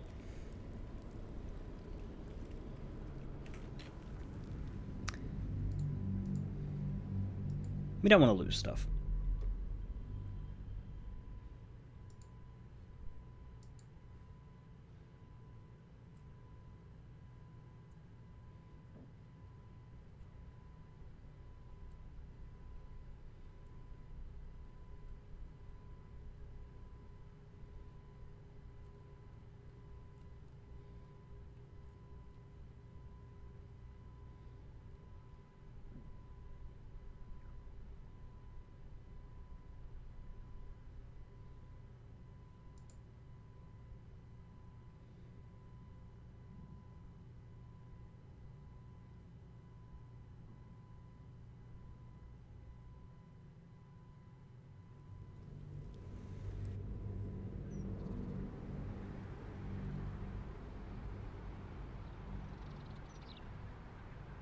The artifact was your last chance to prove yourself, and you squandered it. Why is the artifact so important to you? Whispers reached my ears from all corners. Potential rivals of Lady Shah, all vying for the same prize. A new god, amassing the disaffected, the outcasts. Those who should turn to us. This absolute is but an upstart, disturbing the natural order and threatening to impede the glorious return of Lady Shah's pure, endless darkness. I had to act. I had to strangle that foul conspiracy while it was still in the cradle. We learned all we could. The artifact was the one thing the absolutists feared. The one thing they desperately wanted to keep out of their enemy's grasp. I had to have it. You thought you could best the Absolute? The Githyanki? Shar bid you to do all this? Lady Shah's concerns lie elsewhere. Oh. With another. But she is a goddess. She can afford to ignore that which does not threaten her. I must keep her faith alive in mortal hearts. I must defend her ways, lead her children, stop all threats. Even if I must go against her wishes, I will prove myself her most loyal servant. Shah doesn't care. She was always going to use you and discard you. But now I'm going to deal with you first. You there! Surrender this one to me now, and you can consider Lady Shah's forces your allies in the battles to come. Sure, you can have her.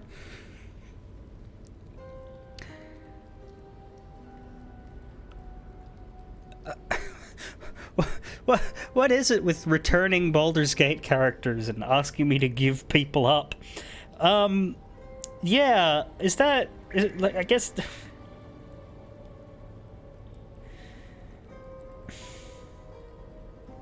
There are players who've done this. No. As you like. Lilala! Ah! Shah!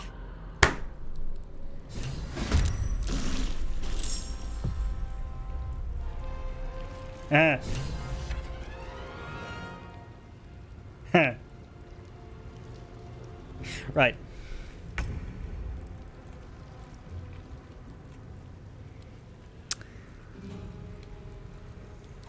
This fight kicked your ass for... Well, there's a fucking few of them, hey!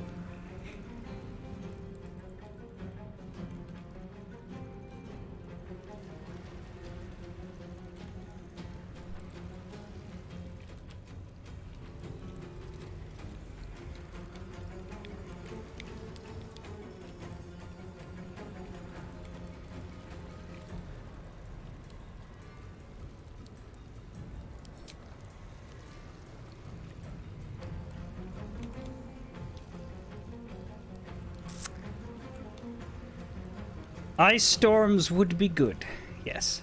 We could have 2 of those. But where?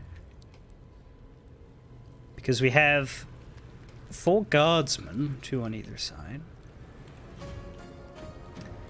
Probably smacking them down in the cloisters would be a good idea. But we could hit Viconia with one. Shadowheart should do that. What does the upcast do? It just gives you an extra d8. Oh, hang on. Stop. We should decide who Minsk is targeting first? Okay. Why? Do we want Ice Storm there before, or do we want Minsk to move first? To glory, or glorious death!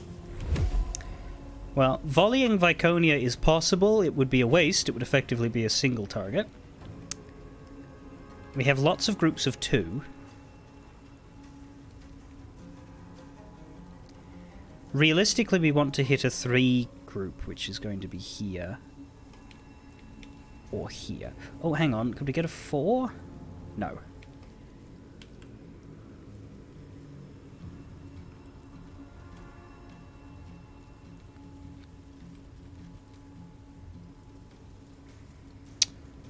$38, 150.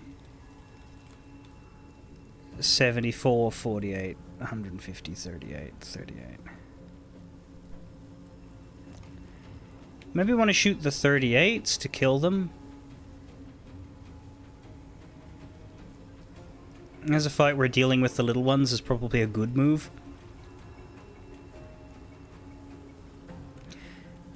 But do we want to spread, like, do we want an Ice Storm here, and then Minsk killing these guys? Well, let's see if Minsk kills the 238s with his volleys.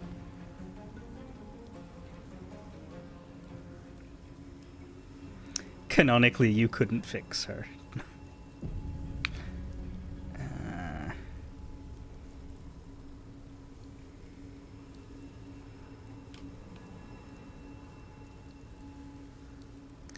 I also kind of don't want to break these books.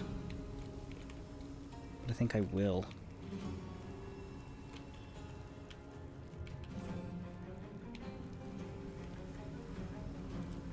Tell you what, real quick. Let's go over, let's save, go over and read them. And then reload. Who will do the honors?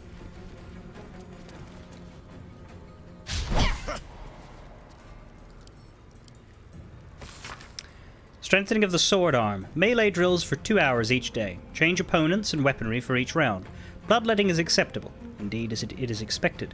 Remember, a well-trained warrior has the scars to prove it. Honing of the archer's eye. Ranged drills for 2 hours each day. Targets will progress from fixed to moving to live. Hardening of the poisoner's heart. Crafting and theory of poisons and concoctions for 2 hours each day. Pupils will be dosed with low levels of poisonous substances in order to develop their tolerance. Ready. That sounds barbaric, but that actually works.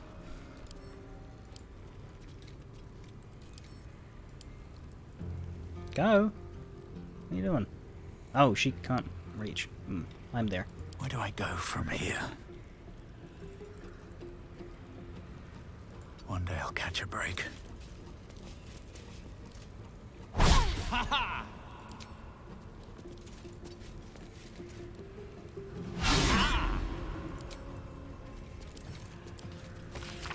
A volume of Sharon hymns extolling the beauty of darkness, the comfort of nothingness, and the profundity of surrendering all to the Dark Lady. A bookmark highlights one such song.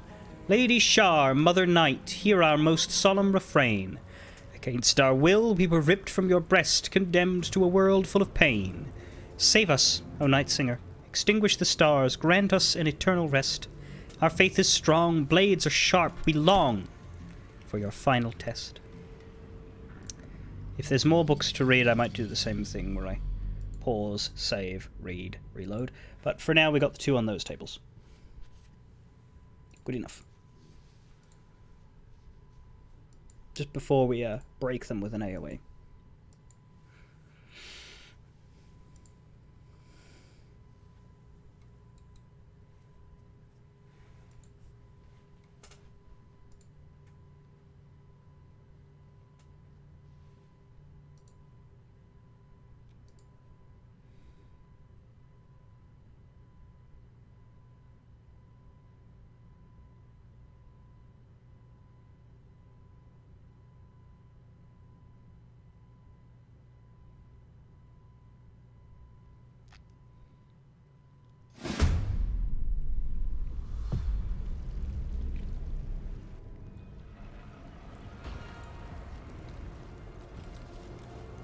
your ghouls, you summoned your ghouls, but they immediately all got AoE'd and exploded.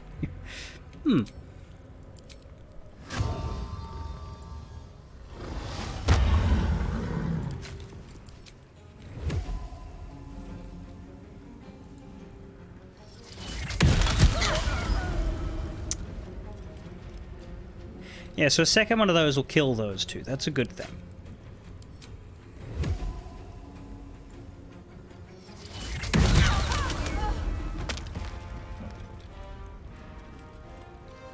Got to focus.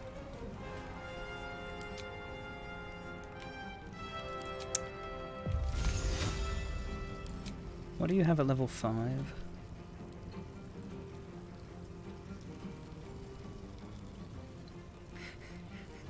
Have insect plague.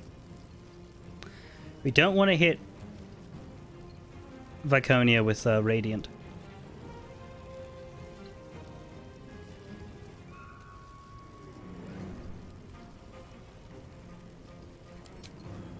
I'm just wondering if I want to upcast the Ice Storm. Let's say no for now.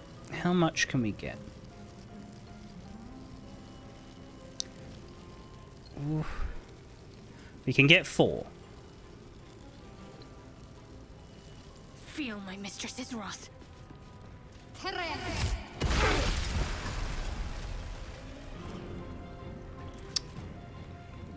Now, these guys are all novices too, so that's good. There is one more back there, though.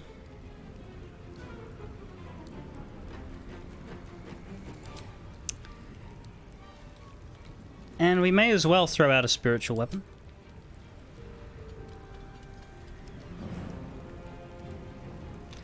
I like the spiritual trident, that's a fun one. Go up there, maybe. Bother these guys. Or over here.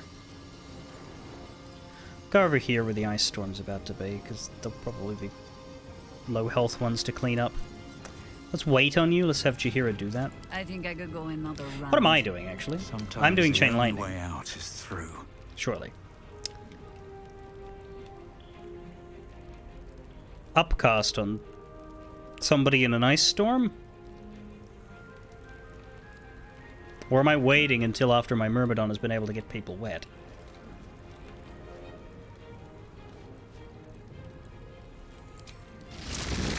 Could do a lightning bolt through 4 of these guys. That's actually a pretty good... Yeah, I might... because I can get... Can I get 4? Because I can get 4 with this, maybe I want to hold off on the Chain Lightning. So I'm not often going to get a really good setup here.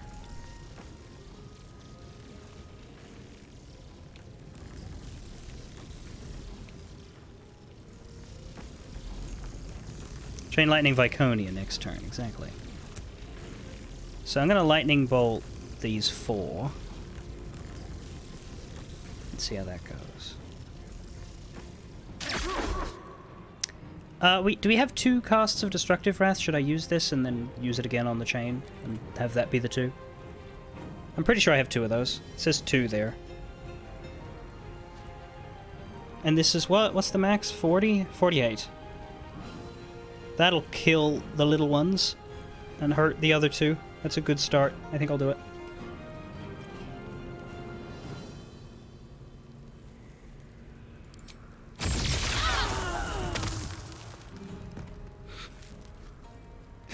Oh. His poor shit.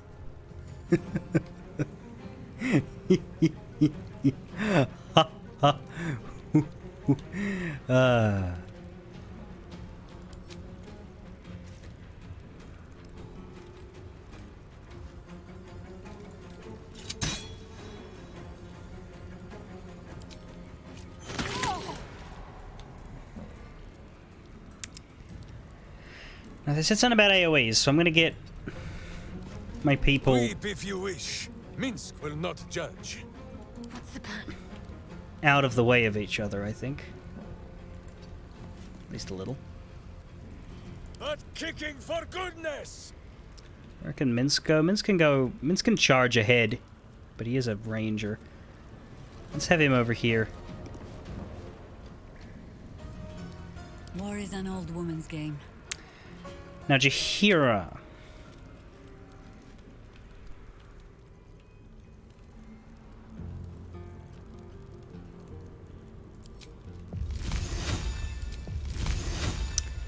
We could still Ice Storm there, or we could Ice Storm there. We don't want to double it up. Fact is, we can just keep Ice Storming. How are these guys doing? You're healthy, you're nearly dead, you're 98. You're 89, you're healthy, you're healthy. I think actually might be over here would be the best now.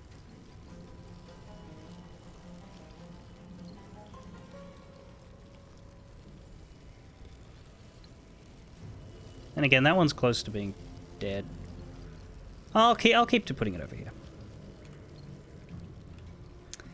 Either way. Other than Viconia, these guys are the ones we most want to kill off.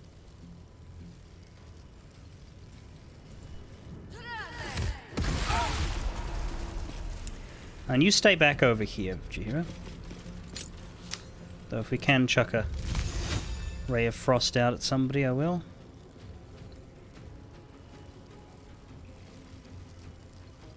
You're chilled, I'll throw it at you. Oh yeah!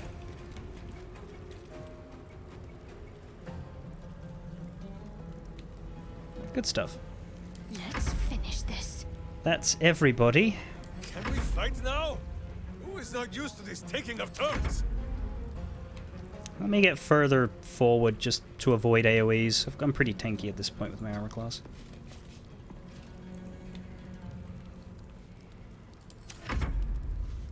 I am Lady Shah's instrument. You cannot win. I know your fears, girl.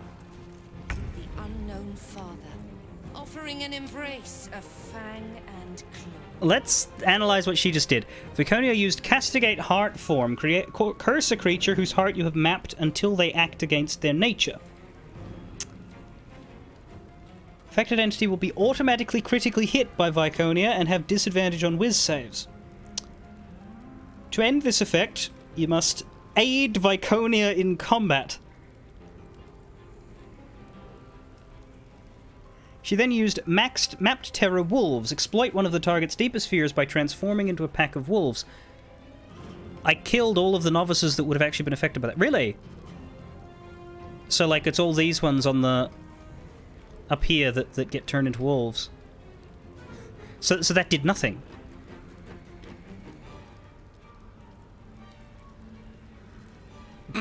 That's funny. That wasn't the plan.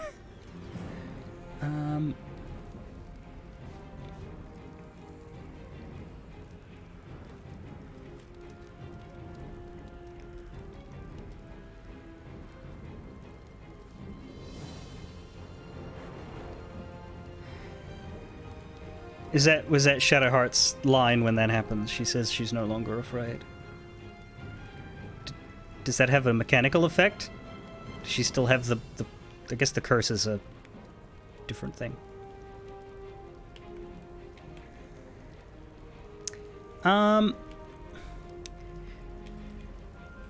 We could just have this Hemel strike Viconia, but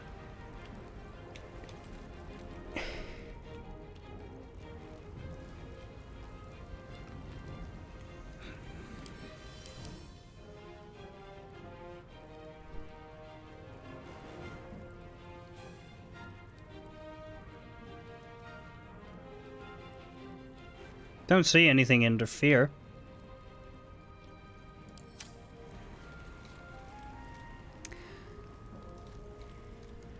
So what's the deal with making things wet?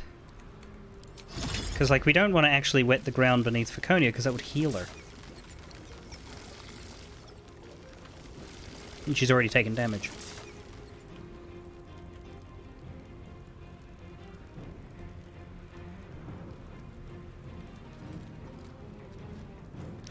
Or is it a good idea because of just how much Chain Lightning will do? Healing for 16, so she takes an... Right, so we move the Myrmidon over here and then use healing vapors just in the area? Not on you. It hits that circle. Maybe I want to...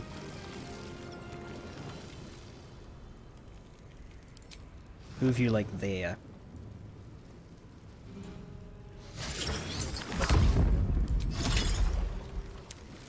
Don't want it to hit these guys or these guys.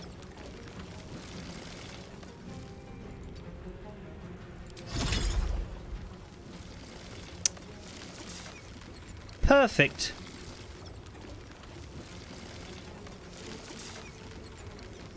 Well, I mean, I can't avoid me.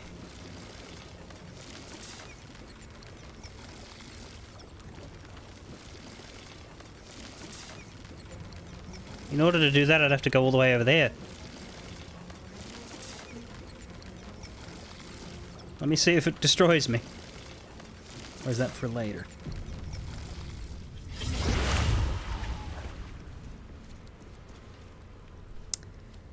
I can always move later myself. Go on. Slip on the ice.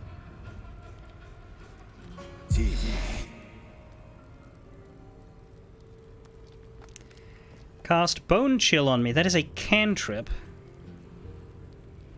I don't know that a cantrip is worth a counter spell. I'm going to hold off on that. But I will use Cutting Words to try and get a... Is that an attack roll, is it? Yeah, it is. Yep, you missed.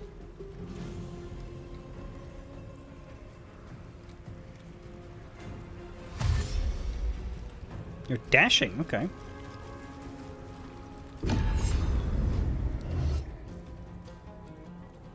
Lady Shah's will shall be done. Sure the night shall fall.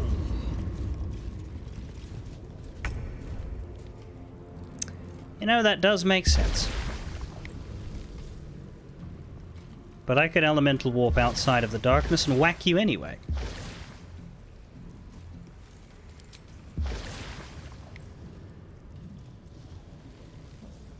Huh?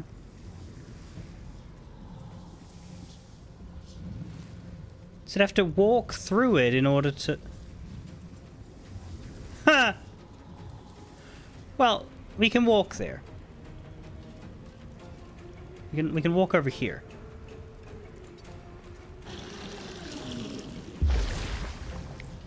And now we don't have enough movement to reach it. Fine. It amounts to the same thing. Multi-attack the fucker and try to kill it. Well done. And now... 9 squillion enemy turns.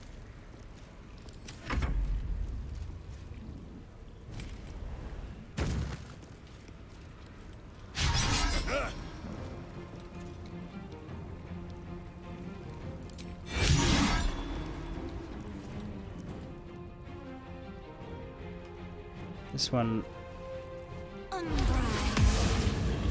Damn it.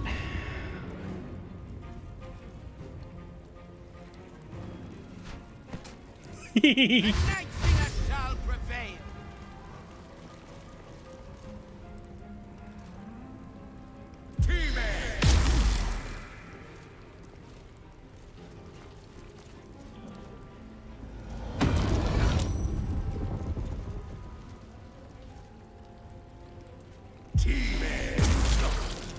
Well, that one actually worked.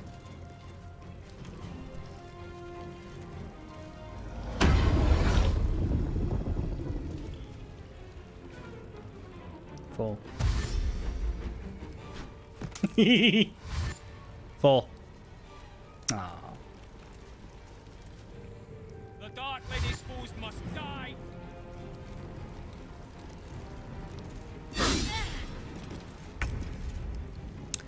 Okay. Never a dull moment.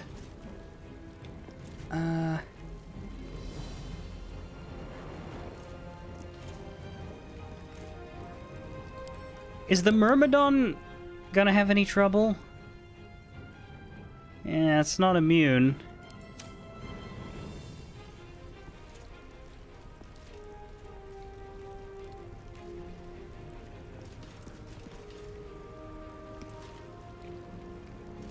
But to be in the darkness is to be in the water.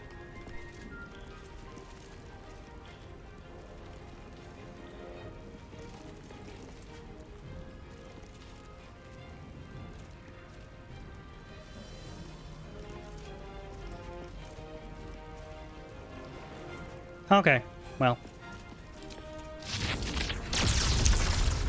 I'ma do it.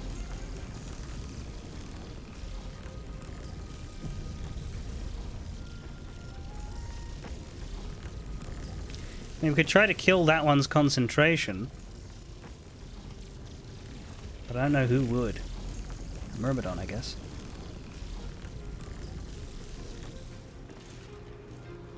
But there's a turn issue there.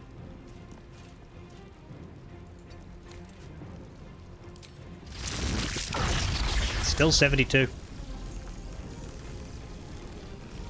Oh, I can't actually do it.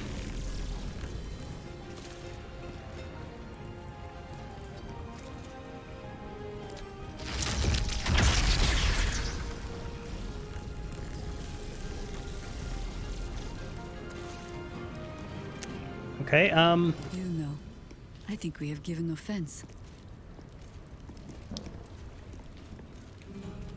Minsk?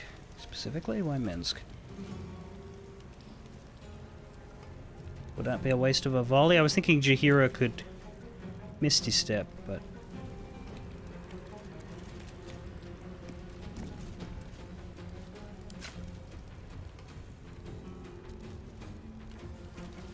Minsk is way too far. Oh, that's her. What am I doing? To arms! Wait, no! To swords! Yeah, Minsk is way too far. Red in tooth and claw. I could just throw down a single target cone of cold up her ass.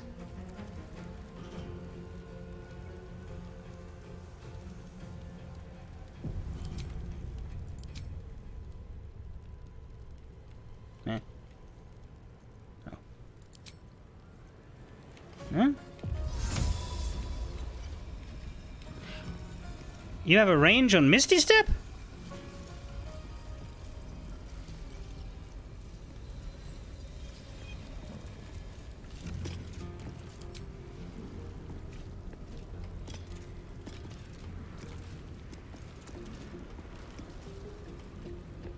Who's concentrating on the back darkness? There's like 3 of them, isn't there? No. This one. Okay. Swallow your battle cries, fiend, and wash them down with steel! Nothing else is in range. There's no point volleying, I don't think. Or is it so that...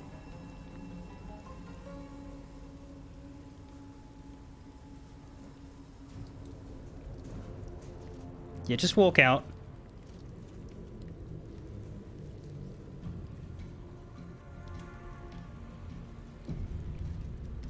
Whose battle cry is too high for your hearing? Why did you walk back in? Tremble all the same.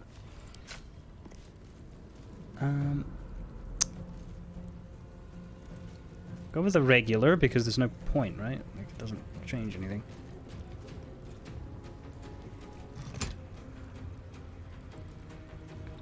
Crit, I think, would make it more likely to break, but I do want to hold that for a volley. Fuck you.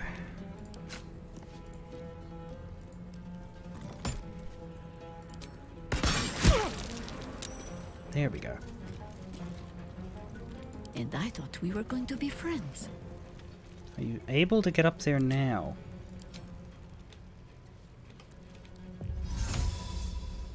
You can go there.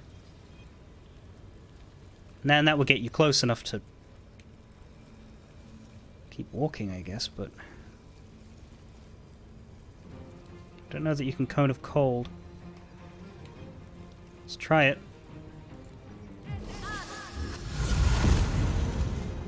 Because you can't get up there.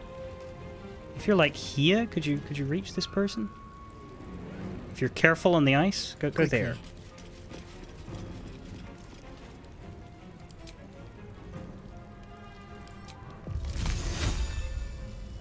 Damn it.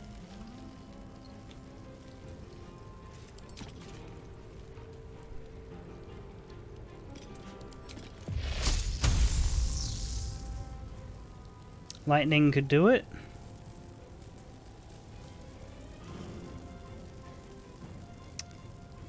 Moonbeam. What's your... No resistances or anything.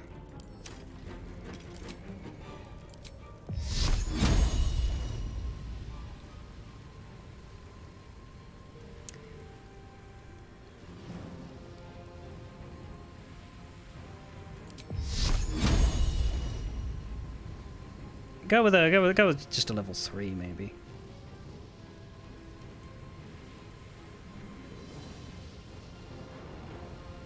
Or we could go level 5. Yeah, she's got a bunch of spell levels. Screw it, do a big hit.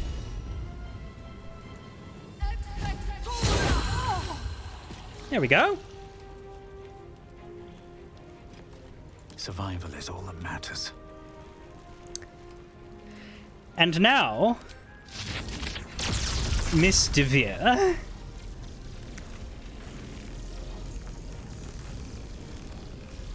I will get out of the water, is what I will do. Oh wow, the water's big.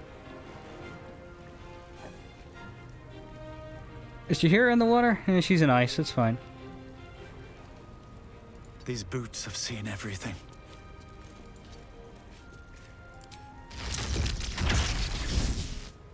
Destructive Wrath.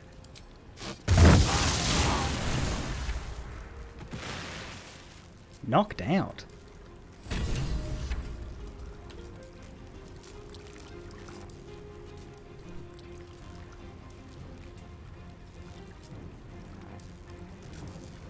Did they force that?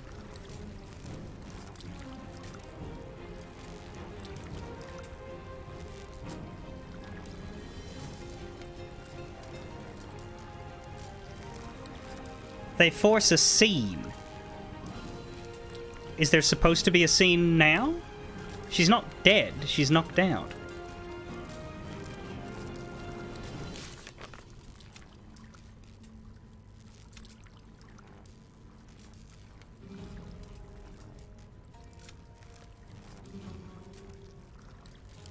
When the fight ends, we'll get a cutscene in the lightning water. Cool. How long does the electrified water last?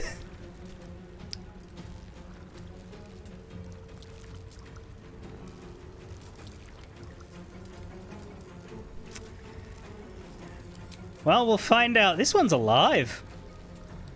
It's impressive.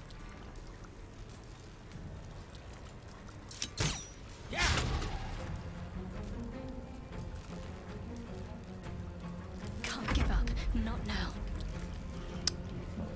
Oh, that was ridiculous. That was more health than she had. Like that was more than her max health. To be extremely clear.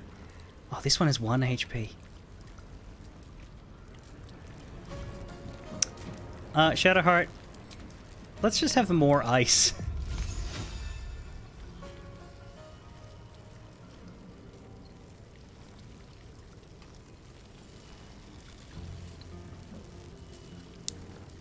You can get these 3 if you move out the way. Onward.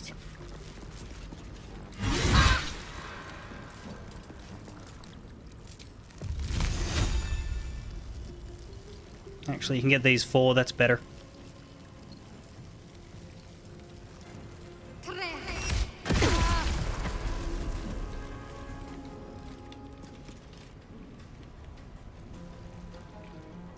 Oh, we never made the spiritual weapon. Oh well.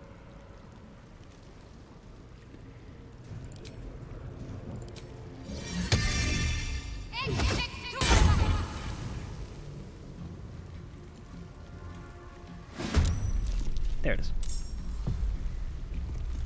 This is the easy part. Go for the eyes, Boo!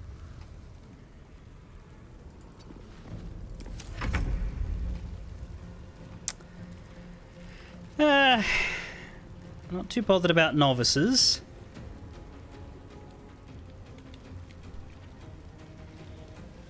You're actually completely unhurt. This Fidelian is the only one on the field that is utterly fine. You just go clean up this sentry.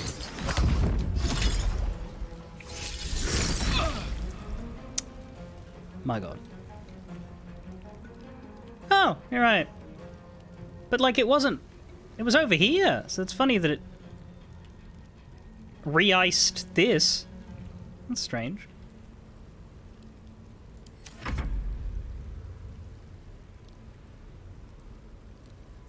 Go on, Frederick.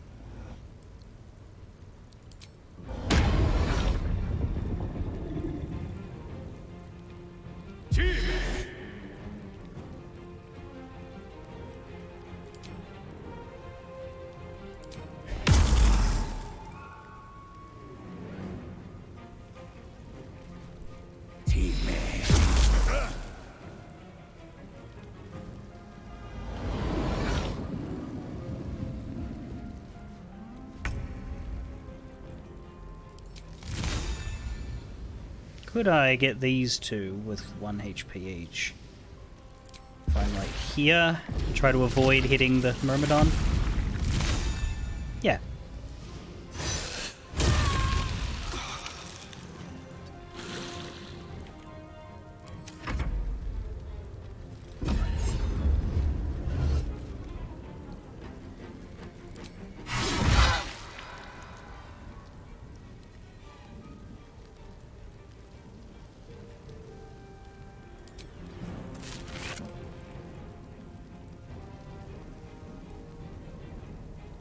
Somebody 16.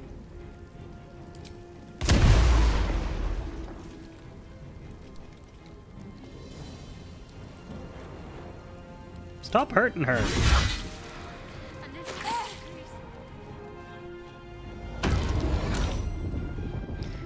I like how some of these are only temporarily hostile.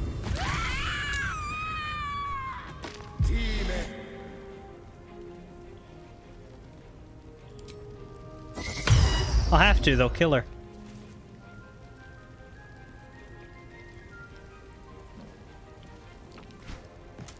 Hee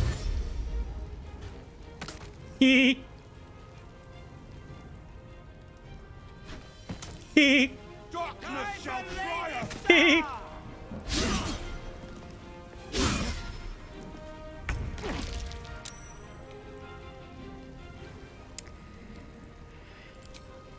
Let's get a healing word on Shadowheart. You can do that to yourself. Go with a level 3.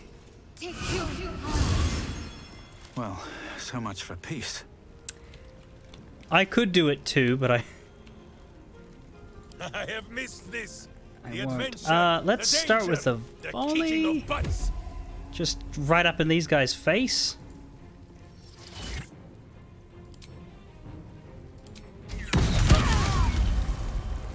Get the executioner, because, you know, why not? Finish you off as well.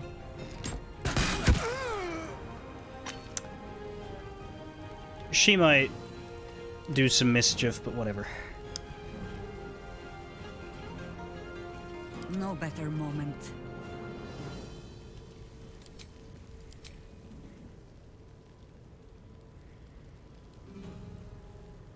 When in doubt, Ice Storm again.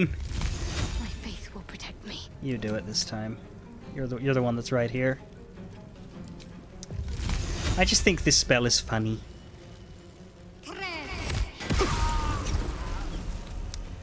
Upcast level 6 Shatter? Eh, true. Well, they're on their ass now. Onward.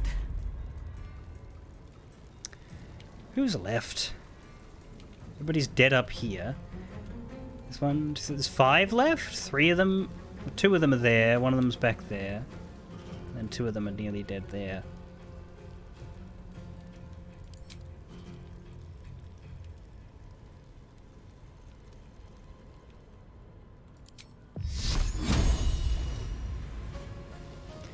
$15, $8, $46. Can I? Let's get the 46. What does that require me to move? I don't think it does.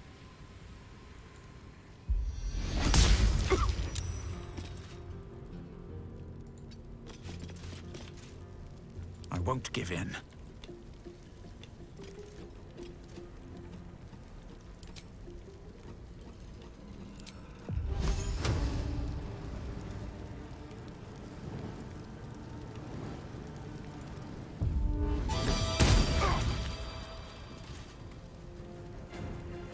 Oh, that got rid of the ice.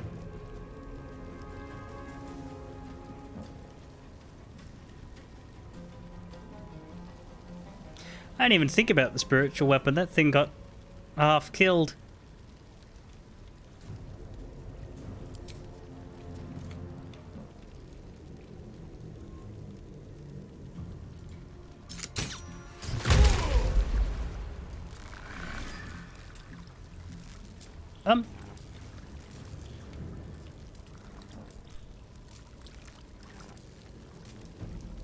Oh. Oh. Ooh. For the fallen. Well, you know, good luck.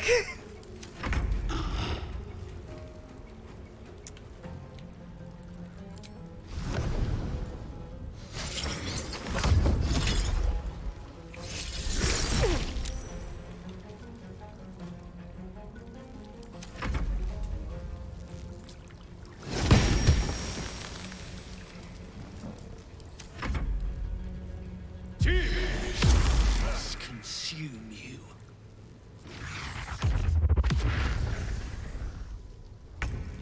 Why did you step to the corpse of a friend? Just super smack that one, will ya?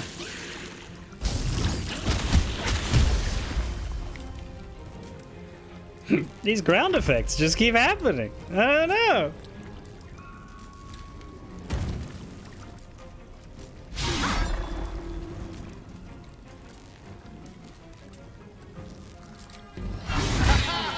Oh, oops.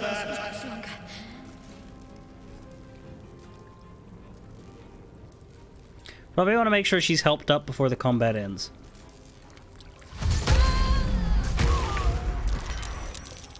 The fuck just occurred?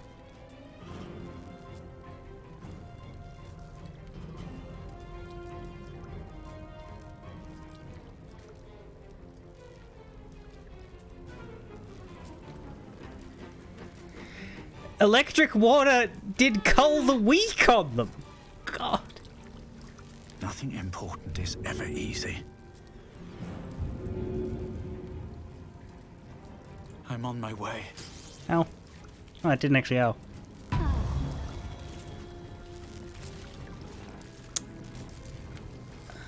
That's healing word you at level fucking 5. Fading fast. I need healing.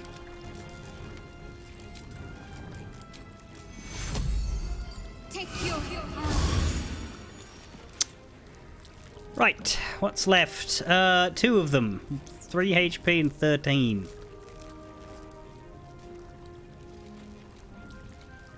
Can't even catch my breath. Need to stay focused.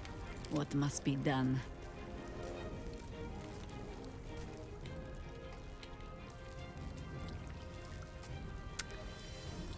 I may need you to go through the zappy zappy ouchie pool. Oh, it broke your That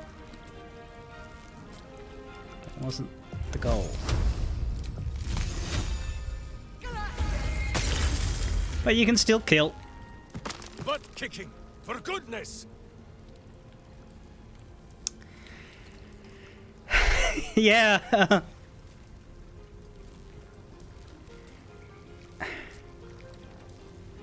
I am concerned about the environment when we finish this fight. So let me just quick save here and see if I maybe don't want the fight to end this turn, but we will Breaks the bones.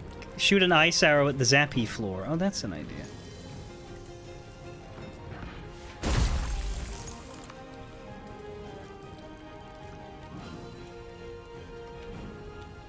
Now everything is safe. Slippery, but safe. Have to find my parents. They must We're close. Looking ahead.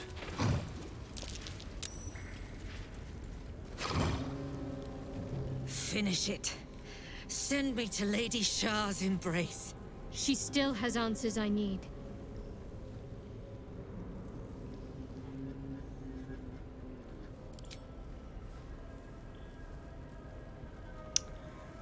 Make it quick, let's kill her. Or no, Shadowheart, we've won. You don't need anything from her.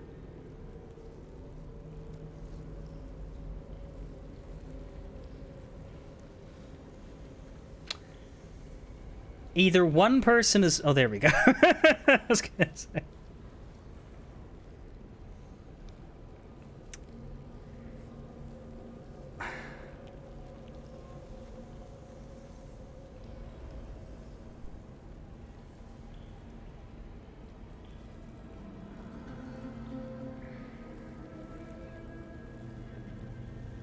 I guess make it quick refers less to killing her and more to asking her questions. Whereas no, we've won. You don't need anything from her. Don't talk to her. Don't listen to her lies. Let's go with make it quick. I am interested in more Viconia dialogue. My parents. Where are they? So blunt. Have you forgotten all the interrogation techniques I taught you? Where is the finesse? Answer me! They are right through that door in the Chamber of Loss, where they have been all along. You saw them many times, only we made you forget. But they didn't forget. They watched as we molded you. They watched, they wept, they bled, often at your hand. It may not be a happy reunion, but it will be a memorable one. She's just trying to rile you up. I know. But she's not lying. She made me in her image. Why? Why me? Why all this effort? Lady Shah commanded me, and I obeyed. I do not question. I merely act as she wills me to. I had an enclave in Waterdeep, you know. Much grander than this. Shah ordered me to raise it, kill all who followed me, claim they betrayed me, when in fact I slew those who showed nothing but loyalty. Shah had me do that, and I did, to cover my tracks, to usher in you. What are you talking about? You became my mission. To take a child of Selûne's and turn her over to Lady Shah. To show that all light fades and darkness will prevail in the end. All this was to make you into what the Dark Lady needed you to be. The planning, the training, those deaths in Waterdeep. It was all to groom you to replace me at her right-hand side. And still you threw it away. From Viconia's page on the Baldur's Gate wiki. Viconia has 2 official epilogues in Throne of Baal, if you complete it with her in your party. We'll ignore the romance one, because that's obviously not canon, but in her default epilogue, Viconia moves on with her own adventures after parting ways with Gorian's ward.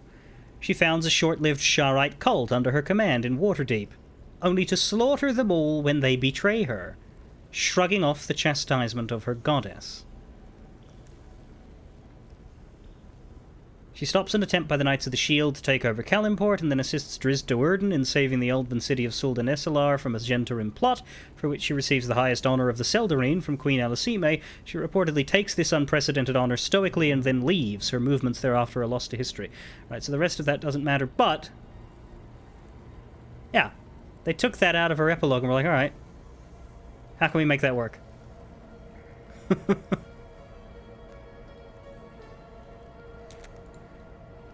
What do you want to do, Shadowheart? I want to see my parents. And I don't care what happens to this one. She's been in my head long enough already. Do what you like. I know you'll choose well. Oh, not me. What are you doing? Come back and finish this yourself. You owe me that. Let go, Mother. Embrace loss. She stands at the same crossroads you yourself once did, Viconia. But it seems you are not quite the teacher you thought. Boo thinks you have had every chance to change your ways. Count yourself blessed it is not he who judges you today.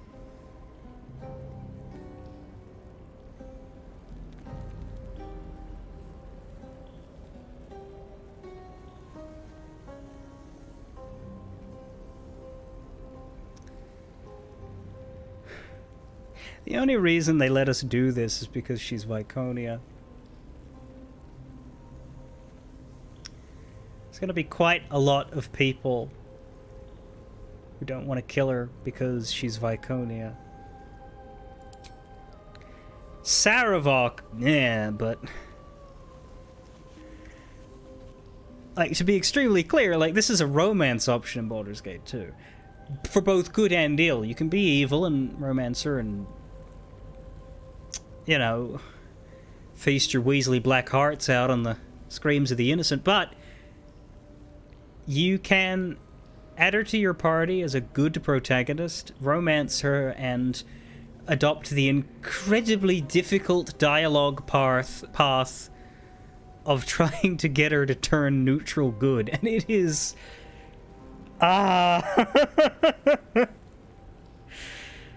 I never did it, but just looking at how it is done, it's whoo.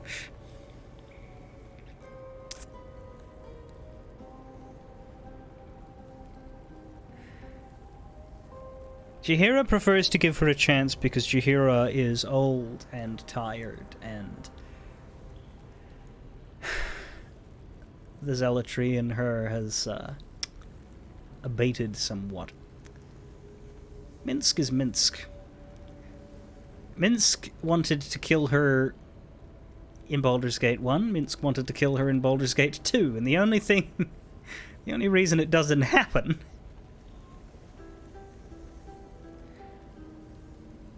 is because he isn't given the all clear. Anyway. Look. In this case, I will go with the majority. Go! If you're wise, you'll vanish. If you're unwise, we'll see you in Baldur's Gate 4.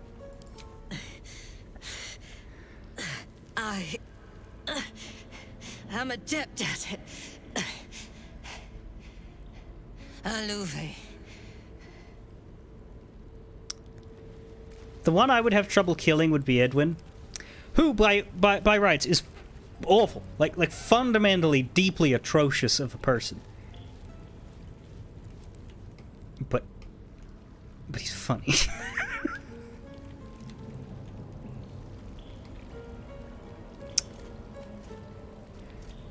I guess the downside is by letting her go, you cannot loot her. There is literally no way Edwin has survived this long even as a lich. That's the problem, yes. But you know what I read? I read that there was, like... whether it was proposed and rejected, or whether it was cut for time or whatever. There's shit about how Loroakin was meant to be Edwin in disguise.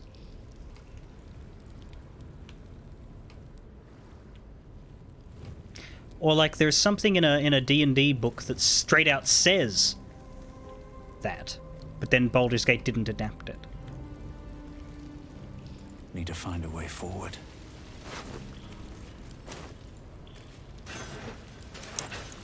How you guys feeling about what just happened? Boo is overjoyed with our victory. Another den of evil vanquished, and an old foe defeated. Well, Viconia was a friend for a short time beforehand, but then a foe once more. Yes, Boo, a most wicked witch. The very mention of her name gives him nightmares to this day. She's gone now, Boo. You don't need to be afraid. Why is he so scared of Viconia? Do not be afraid, Boo. She is not here. And you, bite your tongue until your eyes water and your hairs curl. Viconia, Viconia, Viconia. Sorry, but why is he so afraid of her? Boo and Minsk have traveled far and wide, and met many fine and not so fine people. It will surprise you to learn that even the wisest of friends do not always recognize Boo for what he is. The brains to your brawn? Of course, but also a miniature giant space hamster. The Drow was a cruel witch, but a clever one. She knew what Boo was right away, and she had never seen his like before. She wished to inspect his handsome magnificence, and so she did. One night, while he lay asleep, twitching his whiskers in happy dreams, she crept upon his tiny bedroll holding a knife as slim as a toothpick. She meant to spill his miniature guts and study them. I'm surprised you didn't kill her there and then. I did not get the chance. Boo never sleeps deeply while evil is near. He sprang into action and almost blinded the witch. She had fled from our camp by morning, when Boo told me the whole tale over a breakfast of berries and nuts.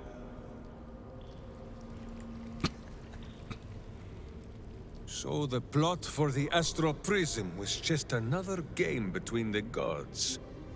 Someday, Boo may have to go up there and give them a talking to.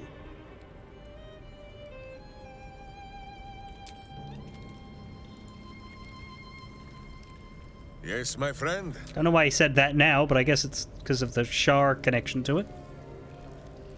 So Shar, and who knows what other gods, fight over the prism like brats over boiled sweets. And it is the mortal realms that suffer. Would that there was a hand big enough to smack them all. Meaning no insult, Oakfather Sylvanus. Yeah. The cub speaks. Ask it. That's interesting, but I guess it balances out. Minsk has dialogue about Viconia, and Jaheira has dialogue about Sarevok.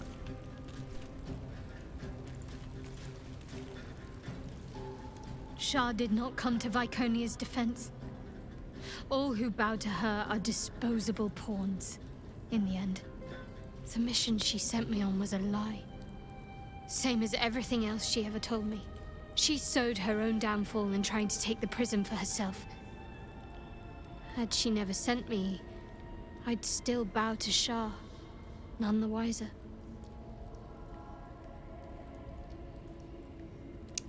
Viconia won't be a problem anymore. What comes now?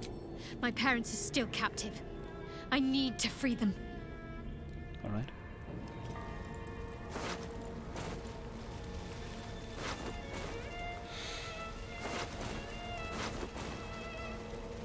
Open up. So much nothing. Oh, hang on. Dear ma'am. You were right, ma'am. What they ask of you as a novice in the cloister, it's just... My heart isn't hard enough to do these things.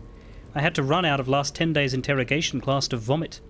But now that I'm in, I don't see any way to get out again. Not alive, anyway. I don't even know yet how I'm going to get this letter to you. I'm scared. The way Mother Superior looks at me, I think she knows it. Oh, how I wish I'd listened to you.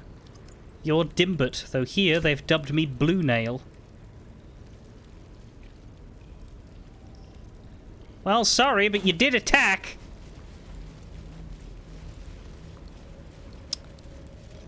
The, letter, there were 2 copies of it, too.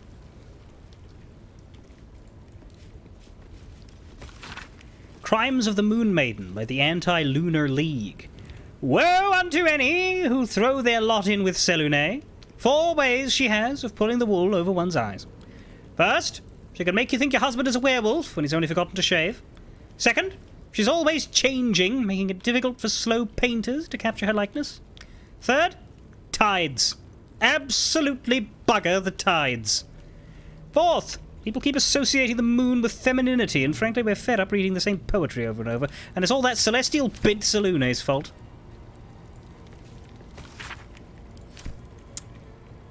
Consolation of the Dark, an introductory text explaining the allure and superiority of Shar above all other deities. All other so-called gods are liars and charlatans, given to cheap tricks and easy answers. They seek to enthrall mortal hearts with promises that are beyond their ability to fulfill. Lady Shar does not do this. Her words are honest, and her gift is simple. Her embrace awaits. Eternal darkness, sanity's requiem, the pursuit of purest of nothingness, the end of all pain. It will come to us all, ultimately. Nothing else will matter, and it is the role of Lady Shar's children to hasten that understanding among the ignorant. When we carry out Lady Shar's holy work, we must inevitably cause pain and suffering, yet it is only to reveal the truth. What we do is a kindness. This text roots its subject on Baldur, a sailor of exquisite renown who founded the city many years ago. The prose is colourful but a little too self-satisfied round the edges, and the novel would be unremarkable but for one small entry about halfway through. Baldur claimed a guardian and friend, Ansua. Bright were Ansua's scales, and brighter still his breath. Yet after a betrayal too piercing to recount here in worthy detail, Ansua fled beneath the stone, thereby changing the name of the region he now slumbers under to match his draconic lineage. Is that the one we're fucking looking for Will?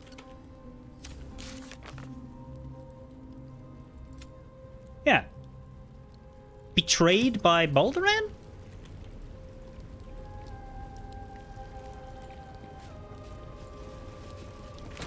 Okay. We've read the Quarter soon.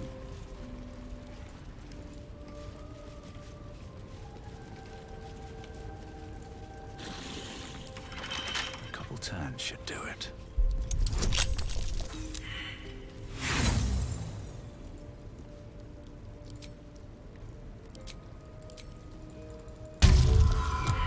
Come on!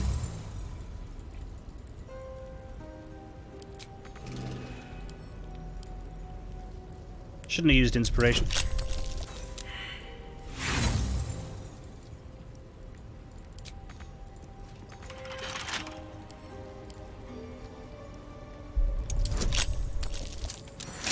Thank you.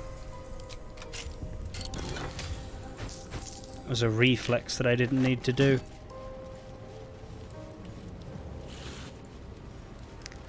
There's an armory. Chamber of Losses that way.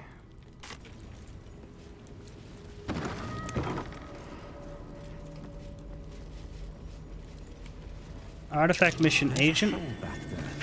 Behind the crates. Yeah, we've read that. Sorry, where's the hole? Hope your soul is in good hands.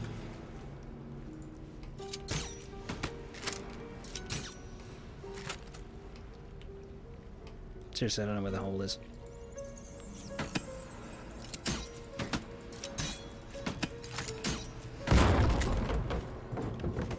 Or is that what they made?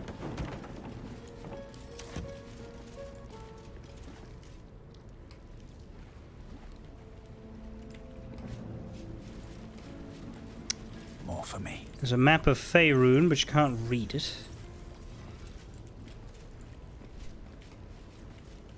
Oh, God.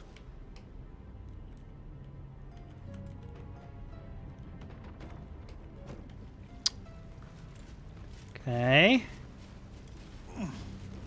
A little hideaway. Why does this place seem so familiar? It's full of night orchids.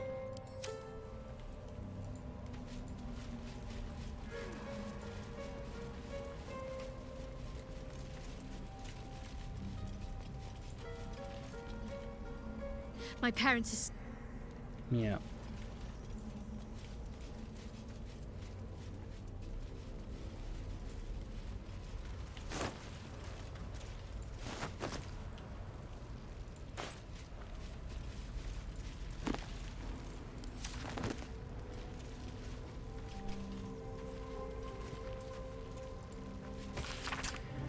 They heap precious pelf upon the altar as if it were nothing. The door wants gold, trinkets, baubles of mammon. Mammon, opiate of the masses. Hastily written note. She is going to make me look in the mirror again. She is going to take my memories. I do not want to forget who I am. I like flowers, I like animals. My name is... The writing breaks off with a jagged scrawl. Mirror that steals memories. Very Sharon. As if interrupted. I don't think there's anything else in this cave. Except for the flowers, which I'm... I have still been grabbing alchemy stuff, but I think I should stop now before I get encumbered again.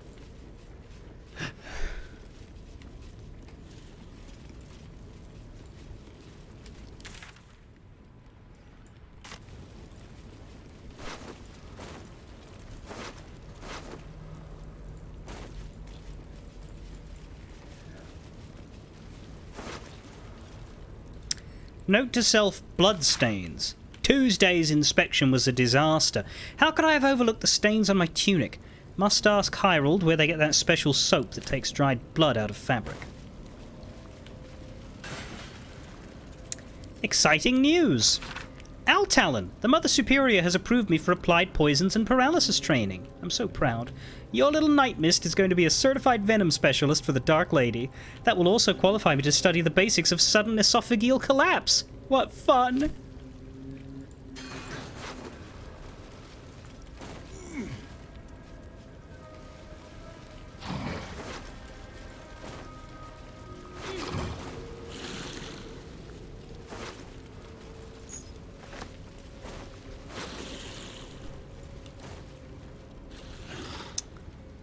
Right. Cursed to put my hands on everything. Oh, hello.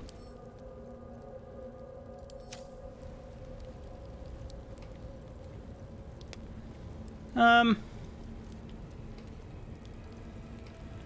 may leave it there if there's someone to talk to as opposed to loot.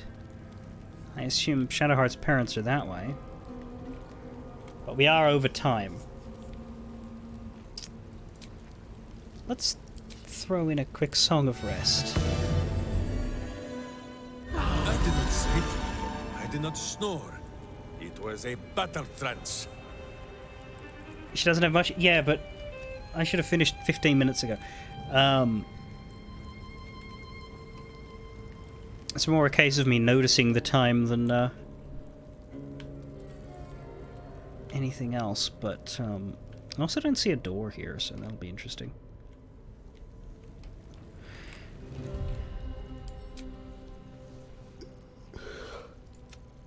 But yeah, tomorrow, probably we'll do the first Monkey Island Tall Tale.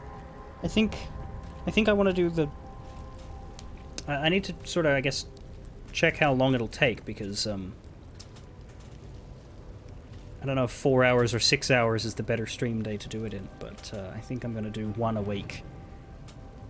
And dividing my time between that and more traditional co-op stuff. Because, yeah, I won't bring people with me for Monkey Island. I'll just solo it, because I imagine it's not going to really use the ship much. Anyway.